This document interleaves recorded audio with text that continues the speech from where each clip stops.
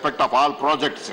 Majority centrally sponsored scheme funds also diverted, including NREGA, and no activity is going on in respect of the development.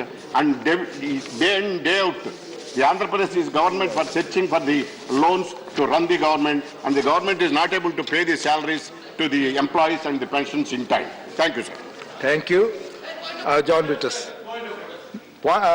Sir, under rules? yeah, 267. Sir, this is a House of States which has to discuss about the issues concerning the federal principles of the country. Sir, the your motion not drawn in proper terms. Chairman has not allowed your motion. Sir, please allow motion me, not drawn in proper terms. Chairman has not allowed it. Chairman has not allowed it. Sir, sir. Mr. K.C. Ramurthy. Mr. K.C. Ram on general budget. Mr. K.C. Ramurthy. To speak on the people-friendly, progressive and forward-looking budget presented by Honorable Finance Minister, sir. So it is not only forward-looking, but it is Atmanirbhar Bharat budget which brings with it new energy, strength and push our developing trajectory. So when I say people-friendly budget, it means the budget is for common people. I say progressive budget because there are schemes for every sector. One can very easily see this if one reads the budget with an open mind. I say it is forward-looking as the achievable targets fixed, keeping in mind our country's growth for the next couple of years. So here I would like to mention with what objectives our budgets were formulated over years. So in the pre-New India and the present New India, there is a fundamental difference in economic thought. These differences are reflected in all previous governments and the budgets presented before Sri Narendra Modi ji became the Prime Minister. So from 1948, the thought was socialistic pattern of society, and after 8 years, 1956, it was replaced as democratic socialism, and after a decade, it was innovated as welfare state, and after a few years, the slogan Garibi Hatao came into existence. So after this, the change in narratives continued till recently, highlighting right-wing philosophy or left-wing philosophy. So Sri Narendra Modi's biggest economic vision is ending this narrative and resurrecting pro-people economic policy and budget beyond the left and right dichotomy. Whenever and whatever good to the people that ends in socio-economic empowerment of different sectors of society has become the main vision of the government. The economic fundamentalism is what I call Semitic thought in right and left propaganda. Right say priority should be given to the private sector and left say public sector is the priority. For Modi ji and our government, it is the people sector that matters, not left or right. Whatever is good for the country and its people is reflected in the budget and not what left and right profess. So Modi ji ended the colonial hangover on the budget from 20th February, which was colonial inheritance that was blindly followed by the subsequent governments to 1st February, which is more practical and in tune with our accounting standards. So what is experienced now is a tremendous increase in the horizon and participation in budget preparation. Earlier, the marginalized classes were treated as clients, but now they are treated as stakeholders and are extensively consulted. The earlier budgets before 2014 carried the colonial mindset and Western thought process, and our budgets truly reflect the Republican and Indian spirit, sir. So a lot has been said about PM Gati Shakti. I don't wish to repeat the points which have been extensively discussed by my esteemed friends, but I only say that 7 drivers or engines of Gati Shakti are like 7 horses that Lord Surya has for his chariot, which symbolizes warmth and life. As they move across, they remove darkness and usher in light. Not just this, 7 horses also symbolize 7 colors of rainbow. Similarly, 7 engines of Gati Shakti, roads, railways, airports, ports, mass transport, waterways and logistic infrastructure, usher in a new horizon of integrated and transformative approach for economic growth, sustainable development and full economy in unison. So these engines are complemented by energy transmission, IT, water and sewage and social infrastructure. So this coordinated approach with the reins of the horses firmly in the hands of Honorable Prime Minister, it will certainly drive the country to reach new horizons in development. So COVID has crippled every single economy and every single country of the world, and India is no exception. Right from US with 7.6 crore cases at top to Tonga and Micronesia at the bottom, left none and engulfed all. The resilience shown by every Indian under the leadership of beloved Prime Minister Sri Modi ji guided the country right through the pandemic, be it relating to vaccination or providing free food grains to poor and migrant labor, by incurring more than 2.5 lakh crores or providing impetus to every single sector, be it through Atmanirbhar package, monetary or fiscal measures, or COVID diplomacy. Sir, not a single country in the world, including the most developed country like US, has taken up supplying free food grains to poor on such mammoth scale as we did. Sir, Honorable Prime Minister, under Prime Minister Garib Kalyan Anna Yojana, first, second, third and fourth and fifth phase, has so far given more than 700 lakh metric tons and has incurred an expenditure of 2.65 lakh crores. I don't think such massive help to poor in the form of supplying food grains free of cost has ever happened in the history of independent India, and for that matter in any country on the globe. So Honorable Finance Minister deserves a compliment, since it is her ministry which pooled resources for this massive program. So in parliamentary democracy, it is expected that opposition will do logical criticism which can become constructive and help in policy formulation. But what I found is that many of my learned members from the opposition, blinded by anti-Modiism, prefer to take to illogical criticism which only lowers their credibility. What the members of the opposition fail to realize is that New India is not polemical slogan, but a concept with substance. There is visible paradigm shift under the leadership of Sri Narendra Modi ji, and this is reflected in the budget. The budget is a reflection of Sri Narendra Modi's vision, which is not only for India, but is emulated as a vision for many other developing countries. Sir, I see this budget aims to boost the growth and create employment by investing hugely on infrastructure and capital expenditure. So 48,000 crores given to completing the 80 lakh houses in Prime Minister Awas Yojana, and spending hugely on social sector schemes and programs, without forgetting the security of the country, and one can see nearly 50,000 crores increase in 5.25 lakh crores for defense when compared to the last year's allocation of 4.78 crores, sir. So, Deputy Chairman, sir, with announcements made by Finance Minister on digital currency, we become the 9th country along with China, UAE, Nigeria, Hong Kong, Thailand, etc. to have our own digital currency. FM also made announcement of imposing 30% tax on digital assets. It means Indian crypto investor intending to transfer assets to exchanges in other countries or wallets, then he has to pay 30% tax in income accrued. Not just this, there is also an announcement that RBI will issue digital rupee using blockchain and other technologies from the coming financial year. These measures will revolutionize fintech. Honorable Prime Minister has also said that digital rupee will revolutionize the fintech sector by creating new opportunities and lessen the burn in handling, printing, logistics and management of cash.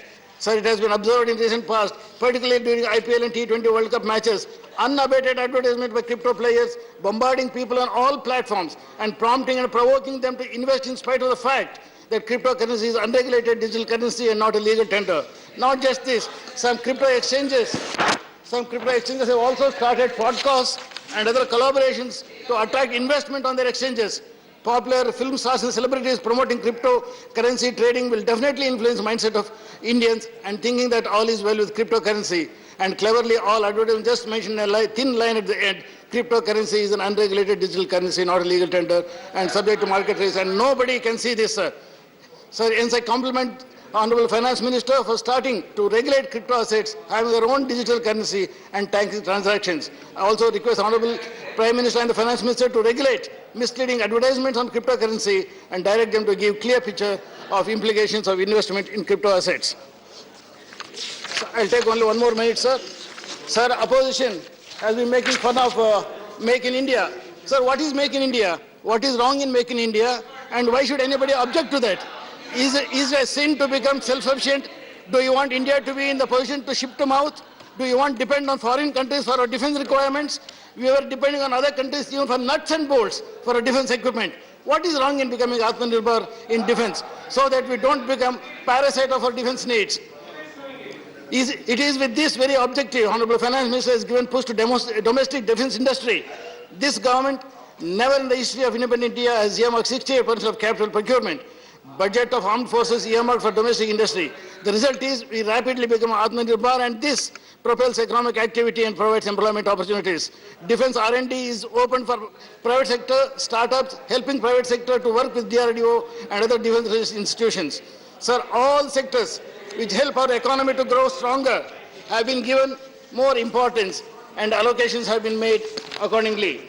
The budget, as I mentioned earlier, sir, is people-friendly, progressive and futuristic. Only our learned friends from opposition should view this with open mind and not with anti-Modi mania. and this will certainly appreciate the intrinsic value and principles in the growth-oriented budget. With these submissions, sir, I once again extend my compliments and greetings to the Honorable Finance Minister for presenting a budget which aims to transform the country and drive smoothly in Amrit Kal to become a force to reckon with in the Committee of Nations. Thank you very much, sir. धन्यवाद माननीय सदस्यगण. Now the discussion on General Budget 2022-23 is over. लगभग 42 सदस्यों ने बोला.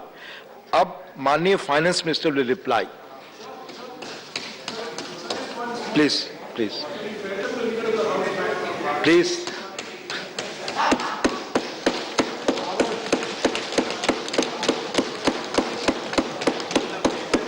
Thank you very much, sir.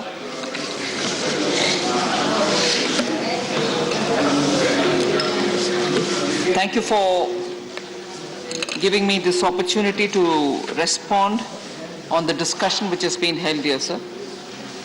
I thank all the participant members who have gotten into good details of the budget, sought clarification, also critically described what has come through in the budget. But I'll take this opportunity to highlight some of the features and also very clearly speak about why this budget has prioritized on some things whilst explaining the doubts that the members have expressed. So we went in for a budget which would stand for continuity, which will be bringing in stability to the economy and predictability in taxation, and also a vision for India at 100. So the continuity point which is very critical at a stage when the economy is coming out of the pandemic, focused on growth. The last budget also, we had focused on growth because that's how we could get people out of the difficult situation that we had gone into because of the pandemic. And that growth focus continues in this budget as well.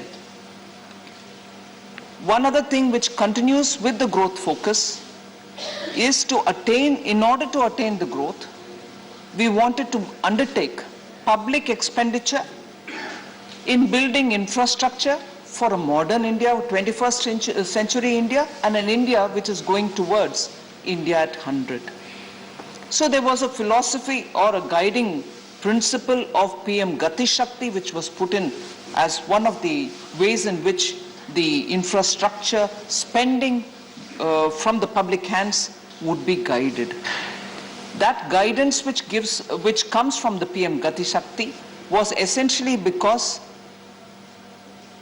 we needed to bring in greater synergy. We wanted to bring in greater complementarity between the various infrastructure spending that we are undertaking, because it's not to say that the infrastructure spending has never happened in this country. It has happened.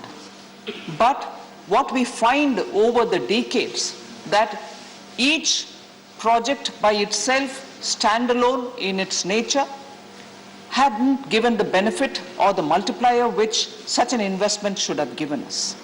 So you brought in a manufacturing zone, or you built a road somewhere, a highway somewhere, but unfortunately the synergy which had to come through hadn't come through, or partly came through, but actually maximization was not possible. And therefore we thought, if there is a greater synergy between all these public expended infrastructure projects that are being created, it should be to the point of maximizing the outcome of such infrastructure which is getting built, at least in the forthcoming 25 years, the Amrit Kal that we talk about, leading India towards 100. And therefore the Gati Shakti guiding us for building infrastructure all across the country, being the focus and the continuity from last year on infra as an instrument for giving the stimulus to the economy. So I said the budget aims at continuity. The continuity is in giving the stimulus through public expenditure. We also wanted to underline the stability and sustainable recovery that we so need now. At a time when the economy has to grow and grow at a good pace, it is important for the economy also to be stabilized. The sustainable growth is what is going to ensure that India remains on the top, and unless that level of growth is maintained, we are not going to be having the trickle-down effect of the economy and the benefits of the economy reaching the poorest of the poor. So stable and sustainable recovery was one of the important motives and objectives of this budget for having been drawn it the way we have drawn it.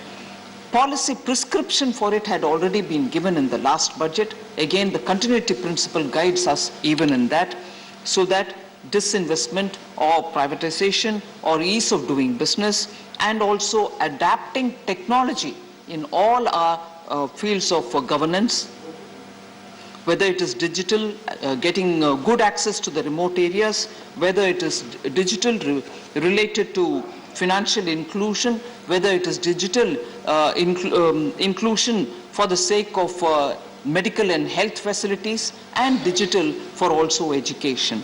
So that technology and digital adaptation are also the instruments through which we want to work during this Amrit Kal, so that India at 100 would have the lead advantage which many countries are just starting to do.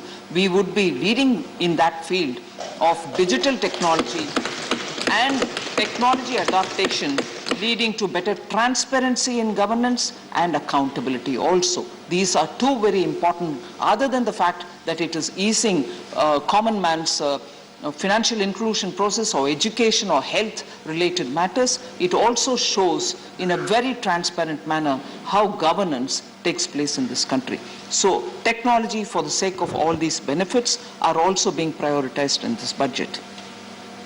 One example of that is bringing in drone as a instrument or as a very effective tool for improving and modernizing India's agriculture. Now, when you bring in drone, it has got several adaptations. Some members, Amar Patnaik and others, spoke about what are we doing about agriculture. By bringing in drone, we are able to bring in efficiencies in the use of fertilizers, in the use of pesticides, and also making a good technology-driven assessment of the crop density, and also possibly predicting the output, the size of the output. Also to get the contours of the field and so on. The drone technology today also has the potential for our rural youth to get into this field, for which we have given a training, skilling program, which will run for a few years when people can become adept at using drone technologies, so that our agriculture can benefit from such a development. Startups are being encouraged. We saw that nowhere else in the globe the robust way in which startups are coming out in this country. We nearly 45 of them have now come between 2021 as unicorns. They've benefited because access to funds are made easy in India. India's own funds, PE funds and VCs, are now able to support them, and therefore a lot of youth who believe in innovation, who have ideas, who can create employment, who are able to give instant solutions for our legacy problems, whether it is housing, whether it is laying of roads, whether in storage of grains, such critical ideas with which they are now contributing to the economy and bringing in a newer signature to the Indian economy are being supported in this budget as well as last, and the last year's support to the startups have shown tangible results for all of us to see. And in that sense, even this budget therefore also announces a committee, high-level committee to be formed for understanding how best we can have more resources within India through the PEs and also venture capital funds for enabling more such funding of startups and other business ventures, which will be for our own youth, for our own monies, and for our own economy to speed up in terms of achieving higher growth. So the budget, sir, actually speaks of stability. It continues some of the policies of last year. And that policy will guide us towards next 25 years. We will see modern infrastructure. I didn't think I said anything which is going to amuse any one of us, sir. India's 25 years, the coming 25 years are going to be important. No wonder we are calling it as Amrit Kaal. And these 25 years, if there is no vision... Please. If we do not have a vision for India at 100, sir, we will suffer similarly as was the first 70 years when 65 years were with the Congress, which had no vision except for supporting, building and benefiting one family. Except for that, there was no vision in this country. Please. Sir, Please, so I'll come about what Kaal it is, sir. It is Amrit Kaal, but I'll also explain a bit on it a bit later. If only our opposition members have a bit more patience, I'll make it interesting for them on that also. Sir, I had mentioned this earlier and I'd like to recall it again. The kind of hit that Indian economy took because of a global pandemic was not just for India, but for everybody else. Every other country suffered, but India suffered very much more, no doubt. And I would just very quickly recall that in 72-73, we had a 0.6% contraction in our economy due to the oil crisis, global oil crisis. 79-80, we had a 5.2% reduction, and that is also because of a war, Iran-Iraq war. Now, 2008-9 was the global financial crisis, as a result of which there was again a contraction. The latest one, which is 2021, contraction, but by minus 6.6, is one of the biggest contraction Indian economy has had to go through. And there is no memory or there is no comparison between this kind of a contraction or anything else which happened earlier. So I may not be even able to give a comparable situation and say, how was it then and how is it now? However, the recent global financial crisis, which is a very important milestone for India, as I read out, 4 important big global crisis triggered contraction in the Indian economy. The latest one is the 2008-9, other than the one in which we are just about to come out. That time, I just want to highlight the fact the contraction was only to the extent of 2.12 lakh crores. Contraction was only that much. It was a reduced gain, if I can be more accurate. Whereas now, the contraction is very big. 9.57 lakh crores is what is the loss in GDP that we had to suffer because of this pandemic. So this crisis is a big one. The loss to the GDP is much higher, whereas the loss to the GDP in 2008-9 was only to the extent of 2.12 lakh crores. But in spite of this, in spite of the supply side disruptions, India's CPI inflation now is at only 6.2%. I want to just highlight the fact that India's the inflation CPI, which is what is used for assessing the Mengai, as we say in Hindi, is at 6.2, whereas for a smaller contraction during the global financial crisis of only 2.12 reduction in gain, not a negative growth in that sense, reduction in gain. What was the CPI inflation then, sir, in 2008-9? Please. Sorry? Please. Sorry? Please. Because you're saying it, I'd rather benefit from your comment. Please, आपस में. Please, आप. Thank you. Please.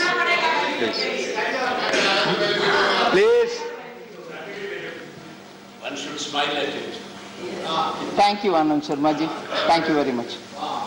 So, sir, for a reduction in gain of 2.12 lakh crores, the CPI inflation of that time was 9.1%, meaning inflation was at 9.1%, the CPI, for a reduction of only 2.12 lakh crores, which is big enough. Global financial crisis hit us. That was the reduction in gain. Whereas the pandemic hit us and the loss to the GDP was 9.57%, and our management of the inflation is that it is only 6.2%. I want to highlight this for the benefit of all our opposition respected members who periodically say, look at the inflation, look at the inflation. I want to say, lesser crisis, you couldn't handle the inflation. You led it to 9.1. We are taking care of it, and it is remaining at 6.1% only. And I agree, there are instances where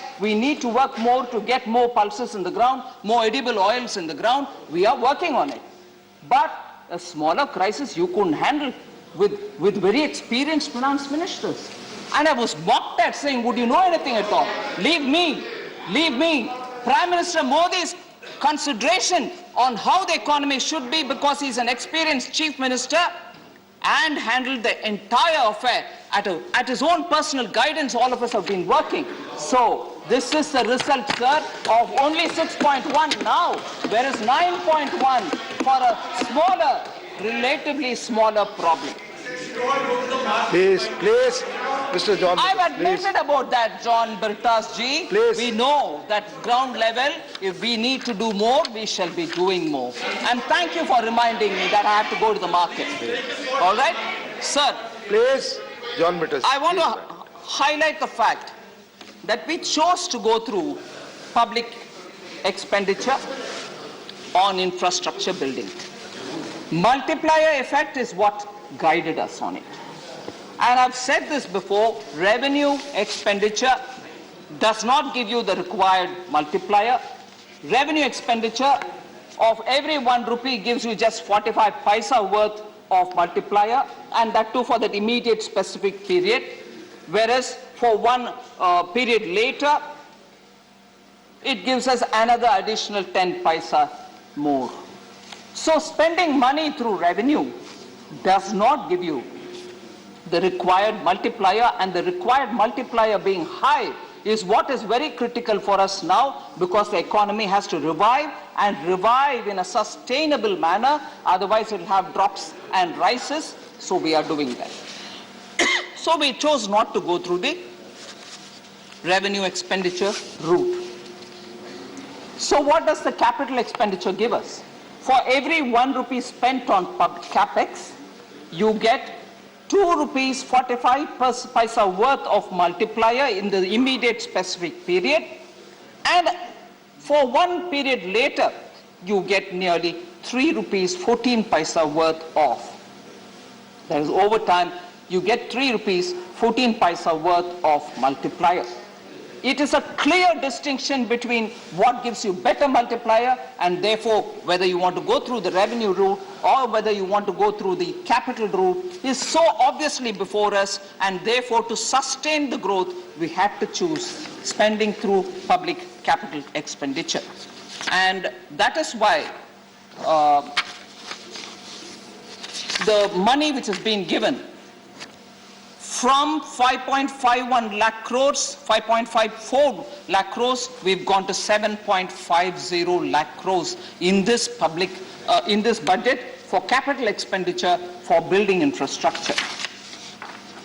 So there was a small discussion on the figures given by the economic survey being very different from what it is in the government's budget speech.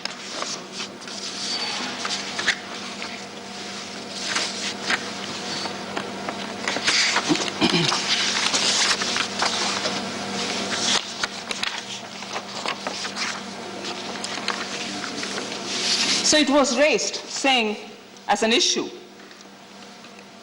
the 8% number which has been given versus the 11% number, both nominal, the real being 8 and 11 being nominal. figures are given and which is to be believed. Former Finance Minister, speaking about it in this House, said which one has got to be believed. I just want to highlight, sir, and I am very grateful indeed to Dr. Narendra Jadhav, who pointedly went down to explain why that difference is there and what that difference explains for itself. And therefore, with that explanation already being given, I'm not getting into the details of it, but for the former finance minister to raise it as though there is something misleading is very disappointing. Because economic survey draws its source of information from one particular set of data. The government looks at advance estimates which come just before the budget and uses that data. And the advance estimate, it is true, could not take or could not imagine Omicron setting in. We have taken that also and factored it into the budget. And as a result, there are numbers which are slightly at variance with one another. So sources of calculation being different, obviously you'll get numbers which to believe. And I'm sure in his tenure too. Please. Media I'm no, sure. not allowed. Not allowed. Please, no. Please, I'm you continue sure. your speech. No. I'm Please, बैठ कर sure. पीछे ना बोले. Please. Oh, thank you. That's very interesting. That's right.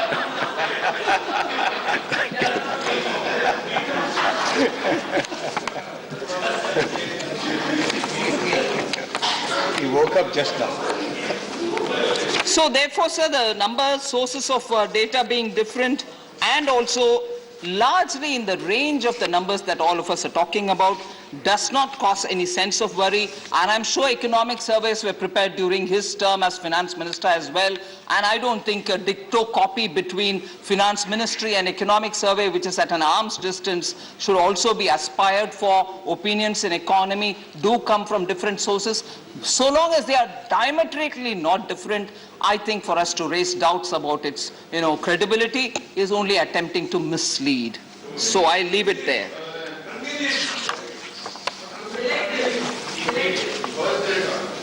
Sir,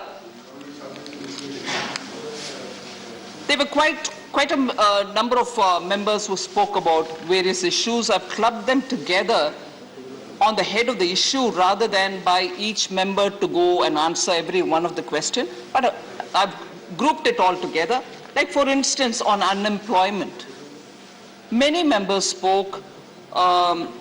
Shri Ajit Kumar Bhuyan spoke. Sanjay Singh from Aam Aadmi Party spoke. Elamaram Karim ji spoke of CPM. Srimati Kanimori from DMK spoke. Dola Singh ji spoke from TMC. Kapil Sibal ji spoke. A.D. Singh ji spoke. Former Finance Minister Chidambaram ji spoke. So I've grouped it all together to address the issue of, say, unemployment so that I can speak about it. So the budget mentioned about different categories under which some employment is being created here, some somewhere else. But one big number which easily people picked it up and said that is the number, that is all that you're going to create. 60 lakhs is all that you're going to create. Sorry, I think what got missed out in that is PLI, which is being now given for 14 sectors. We are describing each PLI scheme which is being given for different sectors, and this one where we spoke about PLI, for the PLI driven exercises we said a 60 lakh number. That doesn't end the story there. There are various other steps that the government is taking aiming at improving employment. And I very clearly did also speak in a bit of an elaboration about how drones are also going to generate more employment in the rural area. It's actually showing results in many of the districts where it has already been adopted. So when also we are spending so much on infrastructure building, that cannot be without employment. Even that is going to be 7.5 lakh crores being spent for building public infrastructure is also going to be because there will be employment generated there. So the latest periodic labor force survey indicates that urban unemployment rate in January to March quarter of 21-22 has declined to pre-pandemic level of 9% after peaking at 20.8% of unemployment. It peaked there, but now it's already come down, is being established by this periodic labor force survey pertaining to the first quarter, January-March quarter of 21-22. So, unemployment issue is being addressed and unemployment numbers are coming down. November 2021, sir, saw a net addition, not just addition alone, forgetting the dropouts, net addition in the EPFO subscription to peaking at 13.9 lakh new subscribers, an increase of 109.21% over the previous year. And this is the highest ever achieved in since 2017. So unemployment issue is got to be seen from the various different sources of information and sector-related information that we are getting. We shouldn't rush to think that 60 lakh crore which was given, 60 lakh which was given is all the jobs that has been created. Capital expenditure, I think I've partly explained. The issue of GDP number and the growth rate number being different, I've explained, which was also being raised by several members. Sir, there was this question on increased allocation to Ministry of Housing and Urban Affairs, claiming that that increase is purely for the sake of Central Vista. I just want to explain it, sir. Mahua's allocation, Housing and Urban Affairs Ministry's allocation, has been increased from 54,581 crores in the BE of 21-22 to 76,549 crore in 22-23. The increase is mainly on account of increased allocation in PM Awas Yojana Urban, enhanced from 8,000 crores to 28,000 crores, and not because of Central Vista. I just want to explain that. I think Honorable Member Chaya Verma had raised it. Honorable Member Jawahar Sirkar had raised it. Sir, again questions about Manrega. People who claim that Manrega is their own program and how can we not attribute it to them. I want to say yes, there was. Manrega was designed, Manrega was passed, and Manrega was an act because of them. Very well. But I also would like to equally say Manrega's misuse was also due to them. CAG was also talking about misuse, and Manrega was infested. Manrega was infested with ghost accounts. People who did not exist were receiving money under Manrega. People who were not born were also... Nothing is going on record your speech except Madam's speech. Please. Please, बैठ जाइए. Thank you, sir. Manrega was infested with ghost accounts. I repeat, Manrega had people whose names were written in who were not even born yet in this earth. So these were people who were receiving Manrega money. That's also to their credit, sir. So I will not hesitate to give credit where it is due, but take it all fully. Take the entire credit for the misuse of Manrega. Don't just take the name. Please. So, sir. आपकी कोई बात record पे आप सबकी नहीं जा रही है. Please, सीट पर बैठ कर ना बोलें. So, sir. Please. Sir, I just want to highlight Manrega is a demand-driven program. As and when there is demand. And also, sir, let's not forget, Manrega, even as it was born, was to provide that rural employment in lean seasons. Jairam Rameshji is here, who actually has spent a lot of time looking at Manrega, looking at rural development, and he'll vouch for this. Manrega was going to have to serve the rural unemployed, particularly in the lean season of agriculture. when agriculture activities are at its peak, it was safely assumed people will find jobs in the agricultural activity. And particularly in the drought-prone areas, when agricultural activity, unfortunately, because of climatic and other has become only annually one couple of months in an entire year of 12 months, it had confined itself to only those, rain-fed 3-4 months, 5 months, and so on. The rest of the year, people were remaining unemployed, and therefore, this what was brought in to bring in succor. And in that, therefore, whenever demand was going to come up, it was to be funded. That's exactly what we are doing. And therefore, to think that if you had not put it at the BE stage itself, and then you let them suffer, is entirely wrong. BE stage, we gave the money, and just see what happened during 2020-21, sir. The total monies given for Manrega crossed 1,11,000 crores. It was given by us. Therefore, it's one thing to create a scheme, it's one thing to misuse a scheme, whereas what we do now is create and use it properly and transparently. So, BE 73,000 crores is being given now with an understanding which all of us know that if the demand rises, we'll provide more through the supplementary demand for grants. So on Manrega, I think people who know it, people who want to have the claim for it, should not mislead by saying you're not giving anything now. We have given 73,000 and they know when the demand comes, we are bound to give, or else they are here to question me.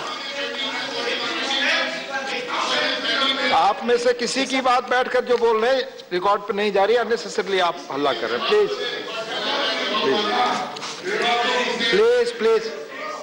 Late her speak. माननीय लोपी, please बैठकर ना बोले, कोई बात record पे नहीं जा रही, आप हाउस डिस्टर्ब कर रहे हैं. Please sir, she is not considering. Let her finish, I will give you. Sir, if she is considering, please, point of order here. 38. And kindly look at to the unparliamentary expression, book page 272. That we will see. I'm showing you, then I will leave it to you. I'm in your hands. Yeah, please. First rule 238. 38, yes.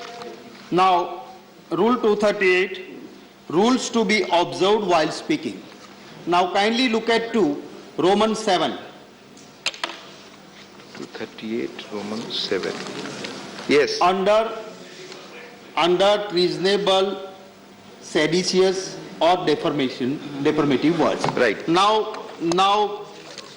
Honorable Deputies, Chairman Sir, kindly look at the unparliamentary words. Page 272.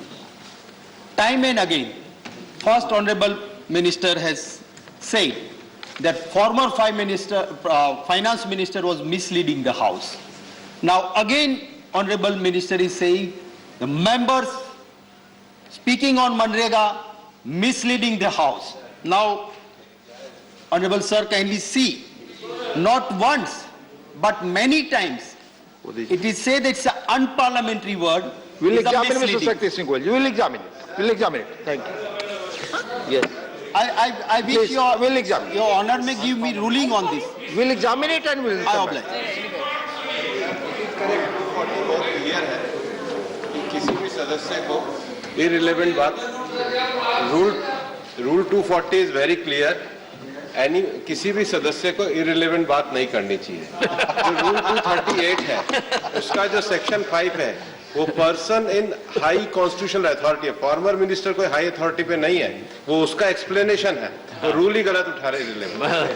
माननीय सदस्य, please please please please please please please माननीय सदस्यगण, chair बार बार आप सबसे आग्रह करता है कि आप सब रूल्स को फॉलो करें, सभी लोग रूल्स को फॉलो करें. प्लीज माननीय madam, please please please no please माननीय madam. Manya Madam, Sir, allocation to health sector, sir. Questions were raised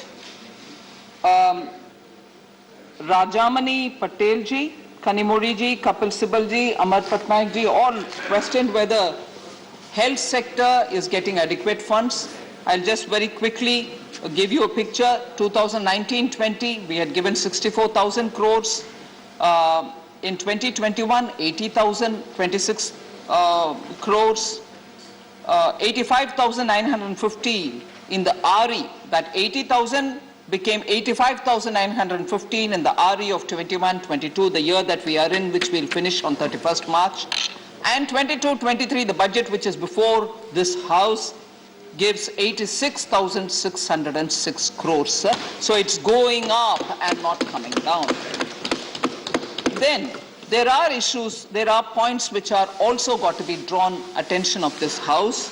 Expenditure on COVID-related health preparedness has received 12,000 crore in 2020-21, more than 15,000 crore in 22-23. So for preparedness, we have given that money as well. So allocation for Ministry of Health and Family Welfare, which was 64,000, has gone to 86,606. So I don't think we should, think that it has come down. It is a 35% increase.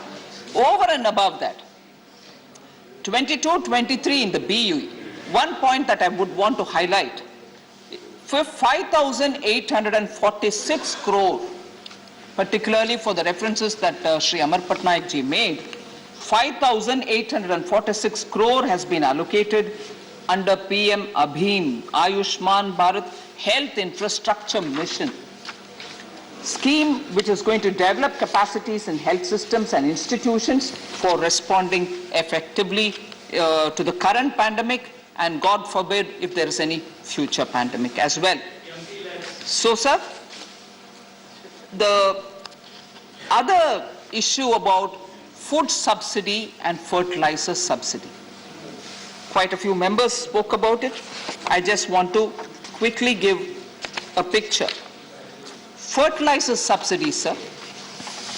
BE of 21-22, we gave 79,530 crores.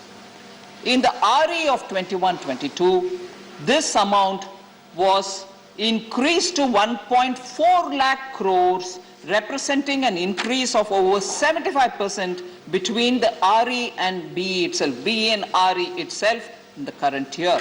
And that is because, as you know, global fertilizer prices have gone up.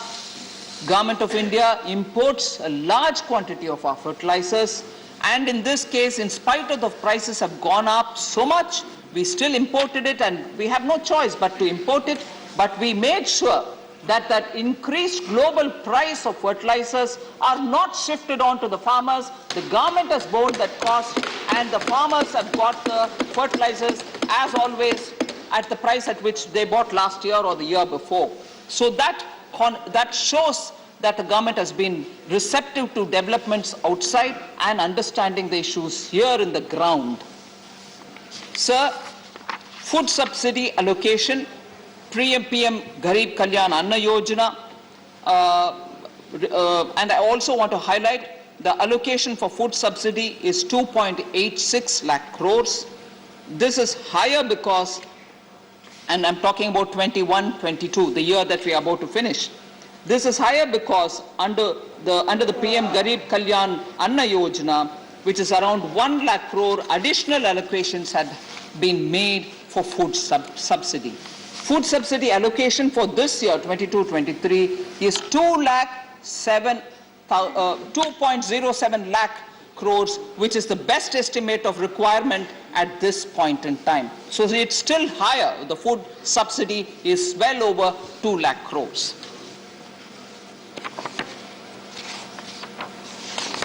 Sir, doubling of farmers' income also has been an issue on which several members, Srimati Chaya Verma, Jose K. Mani, Rajamani Patel ji, Syed Nazir Hussain ji, Amar Patnaik ji, have all voiced their concern, and I can fully understand.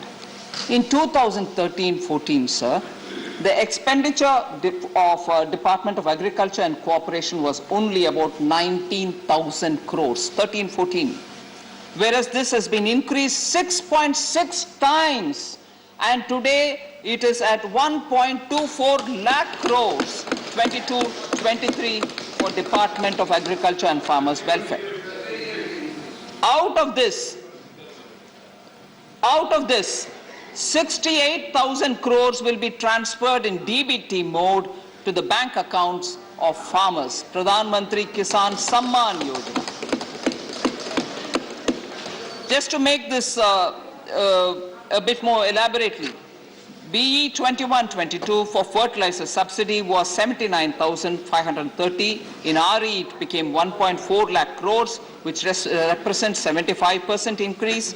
And the fertilizer subsidy this year is also being increased. There was also farmer producer organizations, 10,000 are being funded, the FPOs are being formed. Agri Infrastructure Fund, the AIF, had 100,000 crores being created for the creation of Agriculture Fund, Infrastructure Fund. We have given the money. Sir,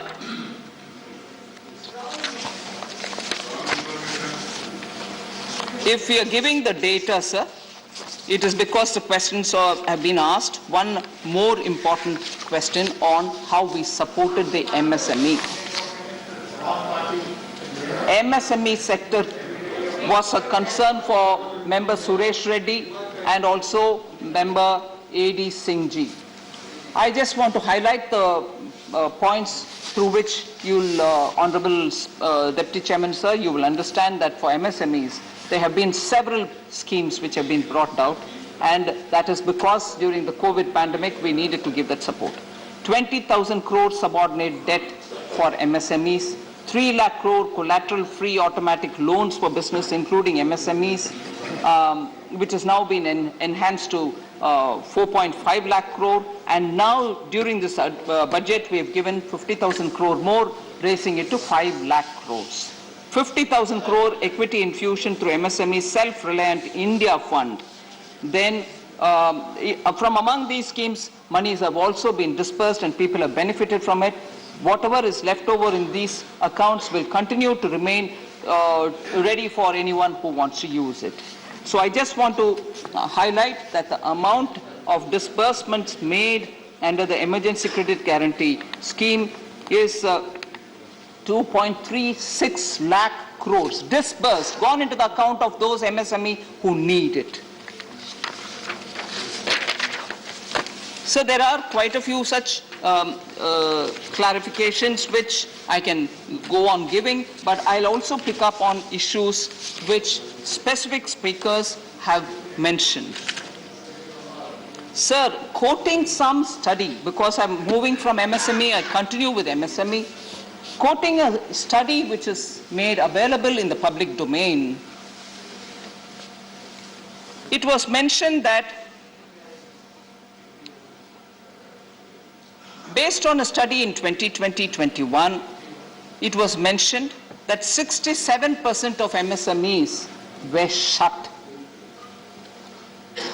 But what they have failed to say from that very same study is they failed to mention that the very same study said 67% of MSMEs were temporarily shut. Again, an attempt to mislead. You say 67% of all the MSMEs were shut based on a study. I've gone through the study. I'll quote the study. I'll show it to you. I'll place it on the table. That very study says they were temporarily shut. Obviously, if the lockdown is in, won't they shut? And that is what was covered by the survey and reported. But at least use the word appropriately. It was temporary. Okay, sir? And because ECLGS was extended, many of them have taken the credit facility which was given, and as a result, they are staying afloat even today. The SBI study shows that how many people have benefited by that ECLGS. So we need to highlight, please highlight, Please bring in reports, but say it completely and not cherry pick the words to give a different impression from what actually that study gives you as an impression. Please. Sir, according to the study, Please. She is quoting the report. I am quoting the very same reports, Honorable Leader of Opposition. According to the study, about 65% of the MSMEs surveyed availed credit under the government's emergency credit guarantee scheme, which provided banks and financial institutions 100% guarantee against any losses suffered by them due to the non-repayment of these. So, let us understand. Please. We can play ball on that. Sir,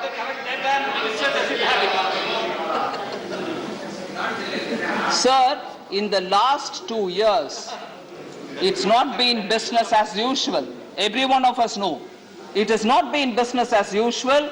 Extraordinary steps had to be taken. And when we are quoting reports, we need to come with a complete detail before us. The State Bank of India study also shows how many MSMEs have benefited from the emergency credit guarantee which was given. I'll just take the example once, sir. Comparing a large economy like US may not be appropriate, but I will give an instance of how things develop when there is a global pandemic. In the US, sir, at the onset of the pandemic, 140,104 units were marked temporarily closed. Of these, more than 97,966 businesses have permanently shut down during the pandemic, according to a report on the local economic impact of the pandemic in the US. Now, I just want to say, I am not... Please, back. Please, back. Please. There is a process for that, madam. You are not allowed to speak. There is a process for that if it there is any mistake. Chairman, sir. Please. Deputy Chairman, sir. Nothing is going on record. Honorable Member Ami Yagnik ji is saying correct information should come. I will definitely give that about economies which gave cash transfer, which had huge stimulus packages as to what happened to them. I will certainly give the details in a minute. I wish her to be kindly patient about it. I will give that information. Sir,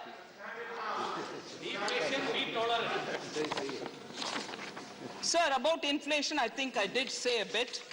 But I just want to again compare Indian economic situation, which I did earlier about 2008 global financial crisis, what happened in India and what is happening now. But I also will give a comparison between what's happening in other economies and what's happening in India.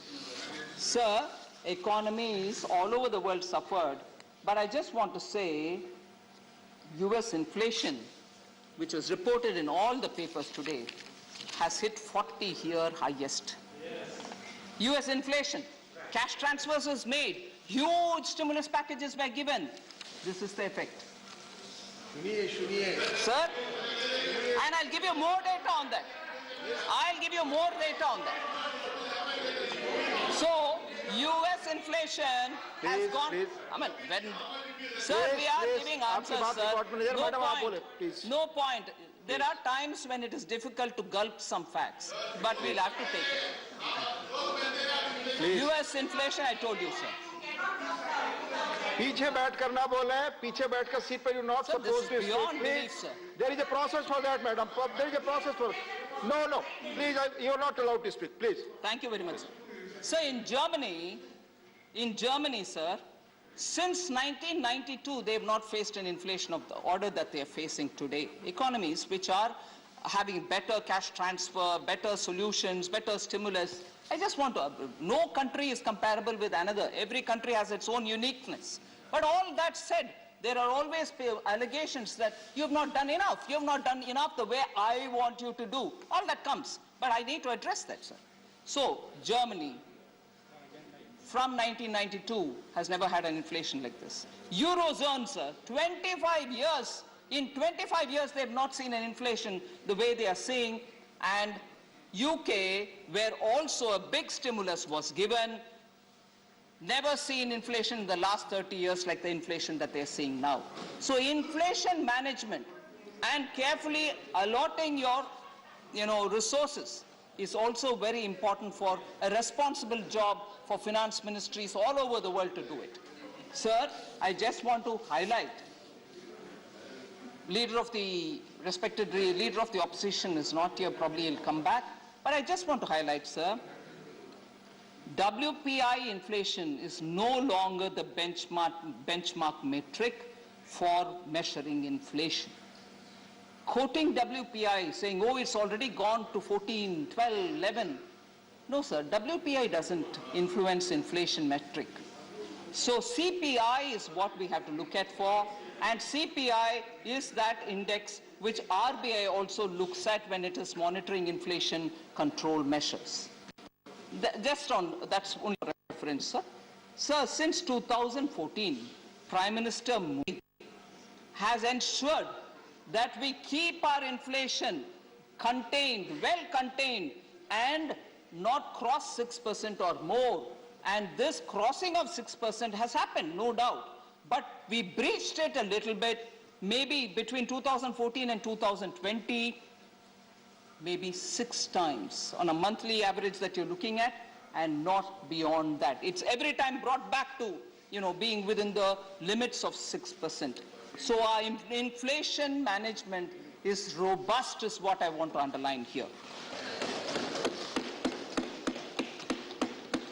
So, but at the same time, again, may not be nice for me to repeat because nobody is going to like me saying it, and since I have to be in this house to say things which others like as well, but I will have to say things which are not going to be music to some people's ear. Highest inflation, if ever, or the worst era of inflation, if ever, this country endured, it is from 2010 to 2014, when retail inflation was more than 9% in 22 out of the 28 months from January 2012 to April 14. 22 months out of the 28 months between January 12 and April 14, inflation was well over 9%. So let us also keep that context somewhere in the back of our minds.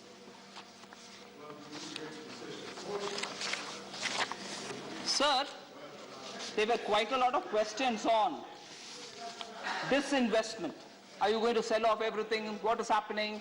Particularly insurance sector. So here I want to humbly submit.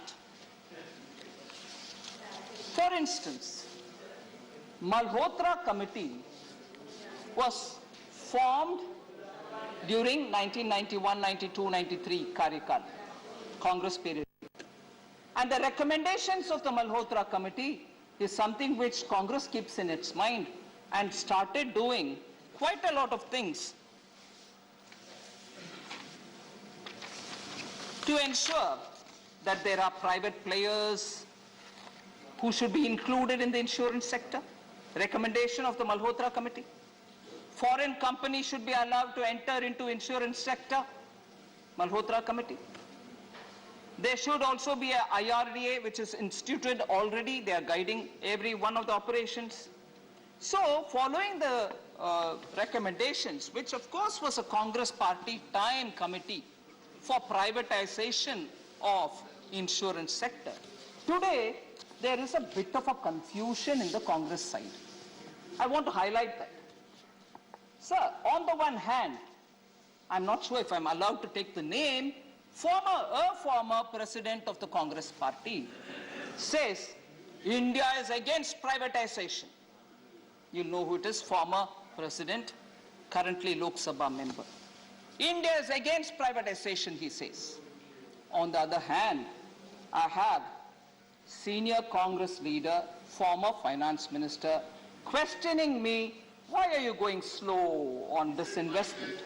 Tell us the progress in disinvestment in BPCL, Container Corporation of India, 2 banks. You have not said anything in this budget.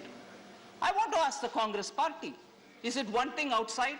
Is it one thing in Lok Sabha? Is it a third thing in this house? Be clear. Do you want it or not? And you started with the Malhotra Committee and you take claim for 1991.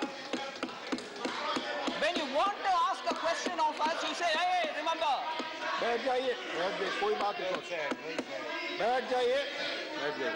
Sir, also distorting and quoting, sir. आपकी कोई बात record पे नहीं जा रही है। आपको Sir. जो मौका था आपने बोला let her speak, no not allowed. Sir. Minister, आप में से किसी What की बात रिकॉर्ड पे नहीं explains, जा रही है, मैडम की स्पीच जा रही है, बस please. Sir, Deputy Chairman, sir. No, no permission. You have already spoken on the subject. No, Sir, thank you, madam, sir. please speak. What explains? What explains? Please. You are not allowed to speak, Mr. Brites. Please. Please. What explains 1.07 lakh crore worth of disinvestments that happened during UPA? What explains that? 1.07 lakh crores worth of disinvestments happened during the UPA. Was that, if they were against disinvestment, why did they allow that to happen, sir? Just one line, sir. Disinvestment is a complex process. We are... Please, बैठिए। You are not allowed, Mr. Binay Biswa. Please, Sir, Honorable Binay Vishwamji, please. I just want to respond, sir. Honorable Binay Vishwamji is somebody who I respect. He's a very senior member. Also has ideologically very committed. I appreciate that. Just as we are ideologically very committed, just as there are very many people ideologically committed. Where do you stand? I thought the budget of 2021 very clearly narrated where do we stand. Jansangh narrated where we stand. Bharatiya Janata Party under Vajpayee ji narrated where we stand. Our election manifestos say where we stand, and us fulfilling the manifestos say where we stand. So Binay Vishwamji, honorable member, does not need to ask that question. Every budget which has been given under Vajpayee ji, every budget which is being given under Modi ji in 14-19, every budget which is being given now, every manifesto of the BJP clearly states where we stand. So not to worry, we never contradict ourselves. Sir? Please. Sir? Please. Mr. Binay Vishwamji, please. Mr. Binay Vishwamji, आप Binay Vishwamji, do not disturb. Let discussion go. आप बोल चुके हैं अपने विषय पर जब मौका था. Please. Let her allow to discuss. आप सब बोल चुके हैं जब मौका मिला. 42 लोगों ने बोला है. Let her speak. Please, please. Please. Sir, again, as a lead speaker, I heard former finance minister say that you're not moving forward, you're only like as though you're on a treadmill, you're only, running but remaining where you are. It was mentioned. I just want to show, sir, that if we were remaining where we are and pretending to run, economy 7 or 8 years ago, the size of the GDP was 1.1 lakh crore then. Now it is 2.3 lakh crores. It can't be when you are running on the same spot. I'm being corrected, it is 2.32 lakh crores. I said 2.32 lakh crores. Exports, sir, then 2.85 lakh crores, that is 13-14. Today, it is at 4.7 lakh crores. The Commerce Minister, leader of the House, is here. So you can't be standing in one place running and also pretending to move forward. Last 2 years were years of the pandemic. If that was said, unfortunately, somebody is repeating it here. They were not normal years. Shame if that was said. Sir, foreign exchange reserves Foreign exchange reserves, sir, then 2013-14, 275 billion US dollars then, 7 years ago. Now it is $630 billion, not running as we are standing in one place. FDI inflows, $36 billion then, now it is $80 billion. Again, sir, can't be running on a treadmill. Sir, national highway length, very important metric for development. 90,000 kilometers in 2014. Today, it is 140,000 kilometers. Again, no treadmill business, sir. And average inflation, 9.5% in 13-14. Now it is 5.23% in 21-22. I'm talking of April-December. April-December. So, then international metrics is something which I want to draw the attention of honorable members. Ease of doing business. In 2014, we were 142, now we are 63. Access to electricity, then 99th rank, today 26th rank. Global competitiveness, 71th rank in 2014-15, 43rd rank now. Global Innovation Index, 76th rank in 2014, 46th rank in 2021. Logistics Performance Index, 54 in 2014, 44 now. So all these metrics show that we are not running standing there.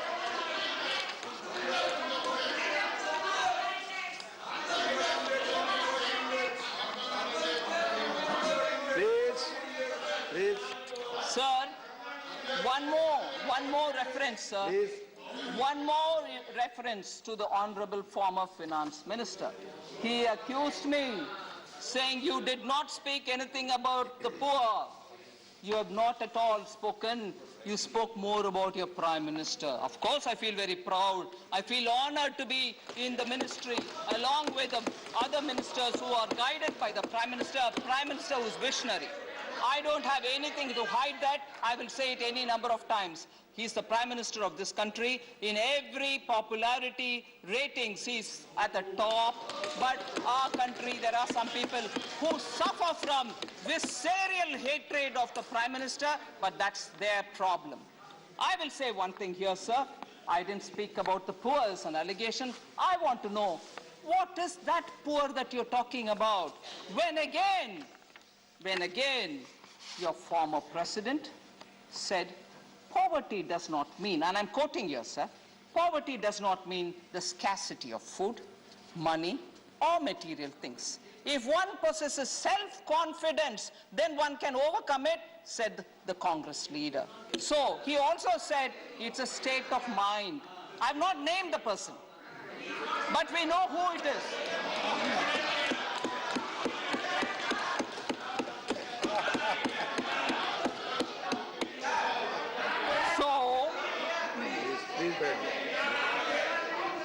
So, to continue the quotation, sir, to continue the quotation, if you want, I'll leave it here. This is also reported in the media.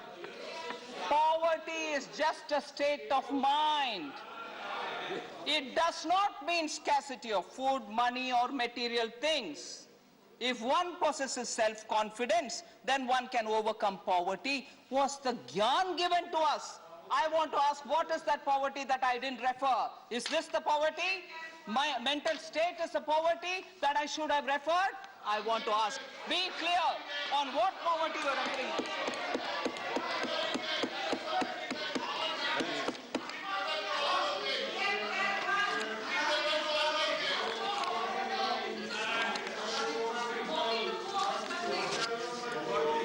Sir, I just want to respond. आप सभी सदस्यों से आग्रह है seat पर बैठकर ना बोले प्लीज आपकी बात रिकॉर्ड पे नहीं जा रही है you are not allowed Priyanka ji I'm not mocking the poor. The person who's mocked the poor is in alliance with you now. Please आपस में Is बात in ना alliance करें with you now. Sir, it's very madam well. Finance minister की बात के अलावा कोई और बात रिकॉर्ड पे नहीं जा रही है I will, sir, आप आप प्लीज बैठ जाएं, Deputy बैठ Chairman, जाएं, sir. बैठ जाएं, बैठ जाएं।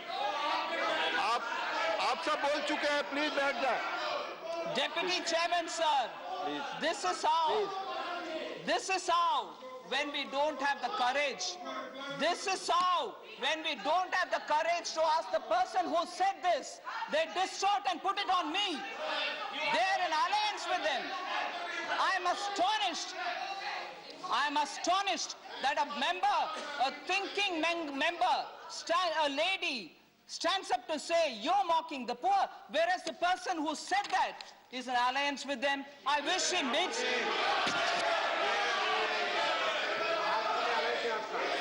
Please. I've quoted the man. I've quoted the person, not my statement. I've quoted the person. Oh, really? Oh, really? आप कुछ भी बोलते हो बैठिए, आपकी बात रिकॉर्ड में नहीं जा रही है। आप अननेसेसरली अपने को परेशान कर रहे हैं। कोई बात आपकी रिकॉर्ड में नहीं जा रही है ना, आप अलाउड है बोलने के लिए। Please Deputy Chairman, sir, in Tamil, Deputy Chairman, sir, in Tamil, sir, just before I say that Tamil proverb, I want to say that I have responded, sir, let me finish here. Mr. John Britas, let me take your finish. seat. Sir, is this budget debate? Yes, it is. It was a question raised to me about my budget speech, and I'm giving it as a reply during the budget debate speech. Okay? So, let there not be confusion. Everything that I'm speaking here. Oh, please, sir. This is not done, sir. Please, it's not proper. We've heard every one of the members silently. That you cannot decide here. That chair will see. Please, no. You are not allowed to speak. It's Sir, you are not there. Please, Sir. you are not allowed to discuss. आप बैठकर हमेशा पीछे से चिल्लाते हैं. नहीं madam, no allowed. sir, I would like to tell you, sir. कोई बात आपकी रिकॉर्ड में नहीं जा रही. Amar Patnaik ji. आप Sir, बोले. Amar Patnaik ji. Sir, now that there's a bit of a thing, I would like to go back to saying that one little Tamil proverb and move on. I have not named anybody in this house, but there is a lot of response coming, and therefore there is a proverb which I want to say in Tamil. There are members, Honorable Member Namnitha Krishnan is there, Member Wilson Ji is there. I can see many more members, DMK members. Nunalum Tanvayal Kedum. I have not named anybody, but everyone is shouting, defending somebody else. Who are they defending? Tanvayale Tan Kedum. Nunalum Tanvayal Kedum. If you want a rough translation, sir, during rainy seasons, nobody knows where the frog is. But it goes back. So we get to know it. I have not said anything at all.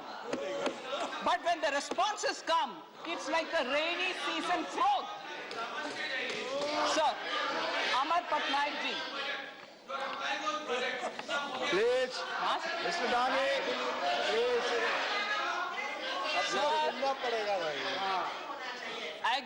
Yes, I understand now. I understand that. Except I fully understand, Madam sir. Finance Minister's speech, course. nothing is going on record. For every Nothing is answer, going on. sir, for every answer that I'm giving, there was a question from that side. Do I answer questions or not? Sir, I'm talking about Amar Patnaik ji. Amar Patnaik ji's question. For agriculture, he had some questions. The allocation, excuse me? Sir, Mr. John I would Britas. want John Britas, the John honorable Britas, do member not from disturb like this. Kerala, Please, to do not do listen to that. people, sir. The chair will see, The parliamentary chair will proceedings are decide what there. is unparliamentary, sir. You will please decide for me. Thank you very much, John Britas. You are not interested in the job Sir. to see from there. Please sit. Farmers and agriculture. Please. The allocation Please, for please sit food down. processing. The farmers, sir, farmers, everyone wants to know. Everyone wants to know farmers and their matter. I'm giving an answer for the questions raised by Amar Patnaik ji. The allocation for food processing has gone up 90.4%, 90.4% to 2,941.99 crores in 22-23. The allocation for animal husbandry and dairy has grown 26% to 3,918.84 crores.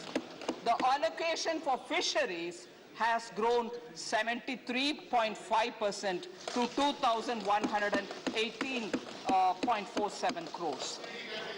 Sir, wheat procurement, 55% growth in 21-22 versus 2013-14.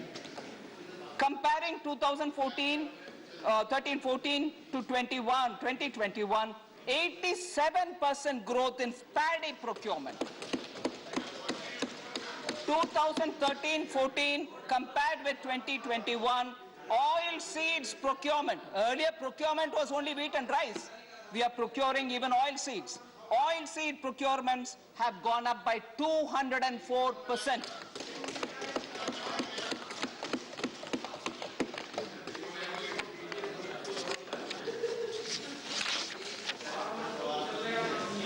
Sir, Manoj Jaji has raised some concerns about Z-shaped recovery.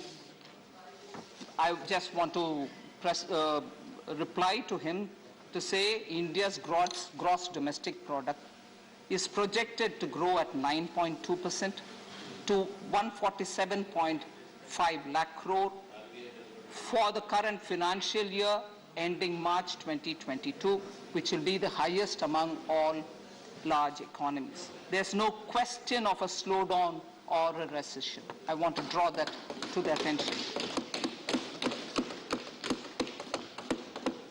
I had already mentioned earlier that the difference in the economic survey and the Ministry of Finance report are because of the different sources through which we draw the information, which is also for Sri Manoj Jaji.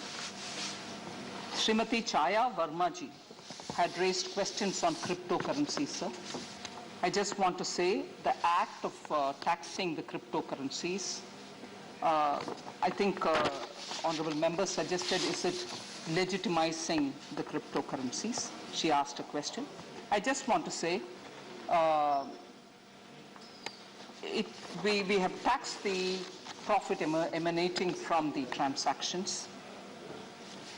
I'm not doing anything to legalize it or ban it or not legalize it or anything at this stage. At this stage. Vinay Viswamji. Unbelievable, sir. I'm giving an answer. You speak. I'm talking about the reply. Why would Vinay Viswam, Mr. Vinay Viswam, come on. this is not the proper. Please sit down. Mr. Vinay, please sit down. I'm not yielding, sir. This is a bit too much. Let him speak. Sir, I'm replying to Honorable Member Chaya Verma. By shouting like this, the member's right to get a reply is being denied. The right Mr. John Brittas, it's not going on record. The right of a member to get a reply is being disrupted. Yes. Sir, आप दोनों disrupt कर रहे हैं. I'll be forced to name. Please. I'll be forced to name. आप बार-बार disrupt कर रहे हैं. Please, not allowed. Please, madam, you speak. Thank you very much, sir. Speak. Sir,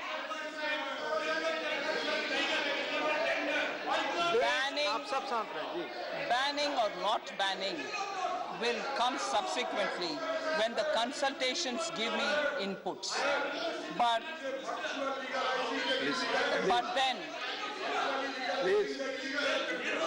then would you rather have me not tax and allow the profits to be there and then tell me I have not even taken a corrective action? So, legitimate or illegitimate, it's a different question. But I will tax because it's a sovereign right to tax. I hope Chaya Verma ji, please is able to hear my reply, or else I'm quite willing to give her when I meet her in person. So I'm very sorry that the member's right to receive a reply is being disrupted by other members, which is really a sad thing. Sir, Anil Desaiji, I don't know if he's here. Anil Desaiji had questions about employment. I've explained that. There is a misconception. And that is, I've already explained, that the 60 lakh is only for the PLI, and there are other schemes through which we are trying to promote more employment in the country, which I've explained, sir. Sir, Anil Desaiji also asked questions about GST collections. I just want to say, for 22-23, talking about the overall investment, 22-23, the allocation is 1 lakh crore to assist the states. He asked about the GST collections and also said, will there be some kind of a support to the states? So on the matter of support to states, I would like to highlight that 1 lakh crore is being given to assist the states in catalyzing overall investments in the economy. I just want to underline the fact that it's being given for 50 years without any interest burden on the states. Sir, and it's not going to affect their FRBM. They can continue to borrow at the rates which have already been given to them. So this is not going to hurt them. Sir, then I would like to remind, sir, keeping in mind the states and their difficulties, in November 2021, instead of one installment of the monthly devolution which has to go to the states, I ensured an advance installment is also given even in November. So in place of 47,541 crores which the states would have got by due right in November, I had doubled up, meaning I added one more installment and made it 95,082 crores in November itself. Similarly, sir, to make sure that states get money quickly in their hands, in January also, on January 20th, every month 20th the money goes now. In fact, we are even contemplating changing that to 10th of every month instead of 20th. That itself is understanding the state's need and taking a step. In January 20th, sir, again, where they were expected to get only 47,541 crores, I doubled it up again, meaning gave one more installment so that they have more money in their hand in advance. 95,000 crores was released even in January. So we are making sure that at every stage we are being a bit more sensitive to states. It is their money, but instead of getting it at that regular installment, I'm uploading and front-loading the installments in time so that states don't suffer. Rajamani Patel ji talked about the remote-controlled policy. He said every one of your policies is all remote-controlled, and said it's being remote-controlled from somewhere. And he also probably mentioned it's been remote-controlled from Nagpur. I just want to say this is coming from a party which constantly till this day is remote controlled. There's no democracy in that party, it's being remote controlled. And even worse, national policies were decided. I'm sorry to say this today, I didn't intend to say, but it was a question during the budget debate, and therefore I'm answering during the budget debate. Is it a budget issue? It is a budget issue because you asked me that question. Sir, national policies were decided at 10 Janpath rather than, and then announced in 7 LKM. Was that remote control or not, sir? Policy decided in 10 Janpath and announced in 7 LKM. And one cannot ever forget the day when one of the general secretaries of the party, that time it was general secretary, tore that in the public, in front of the press. And even worse, sir, the respected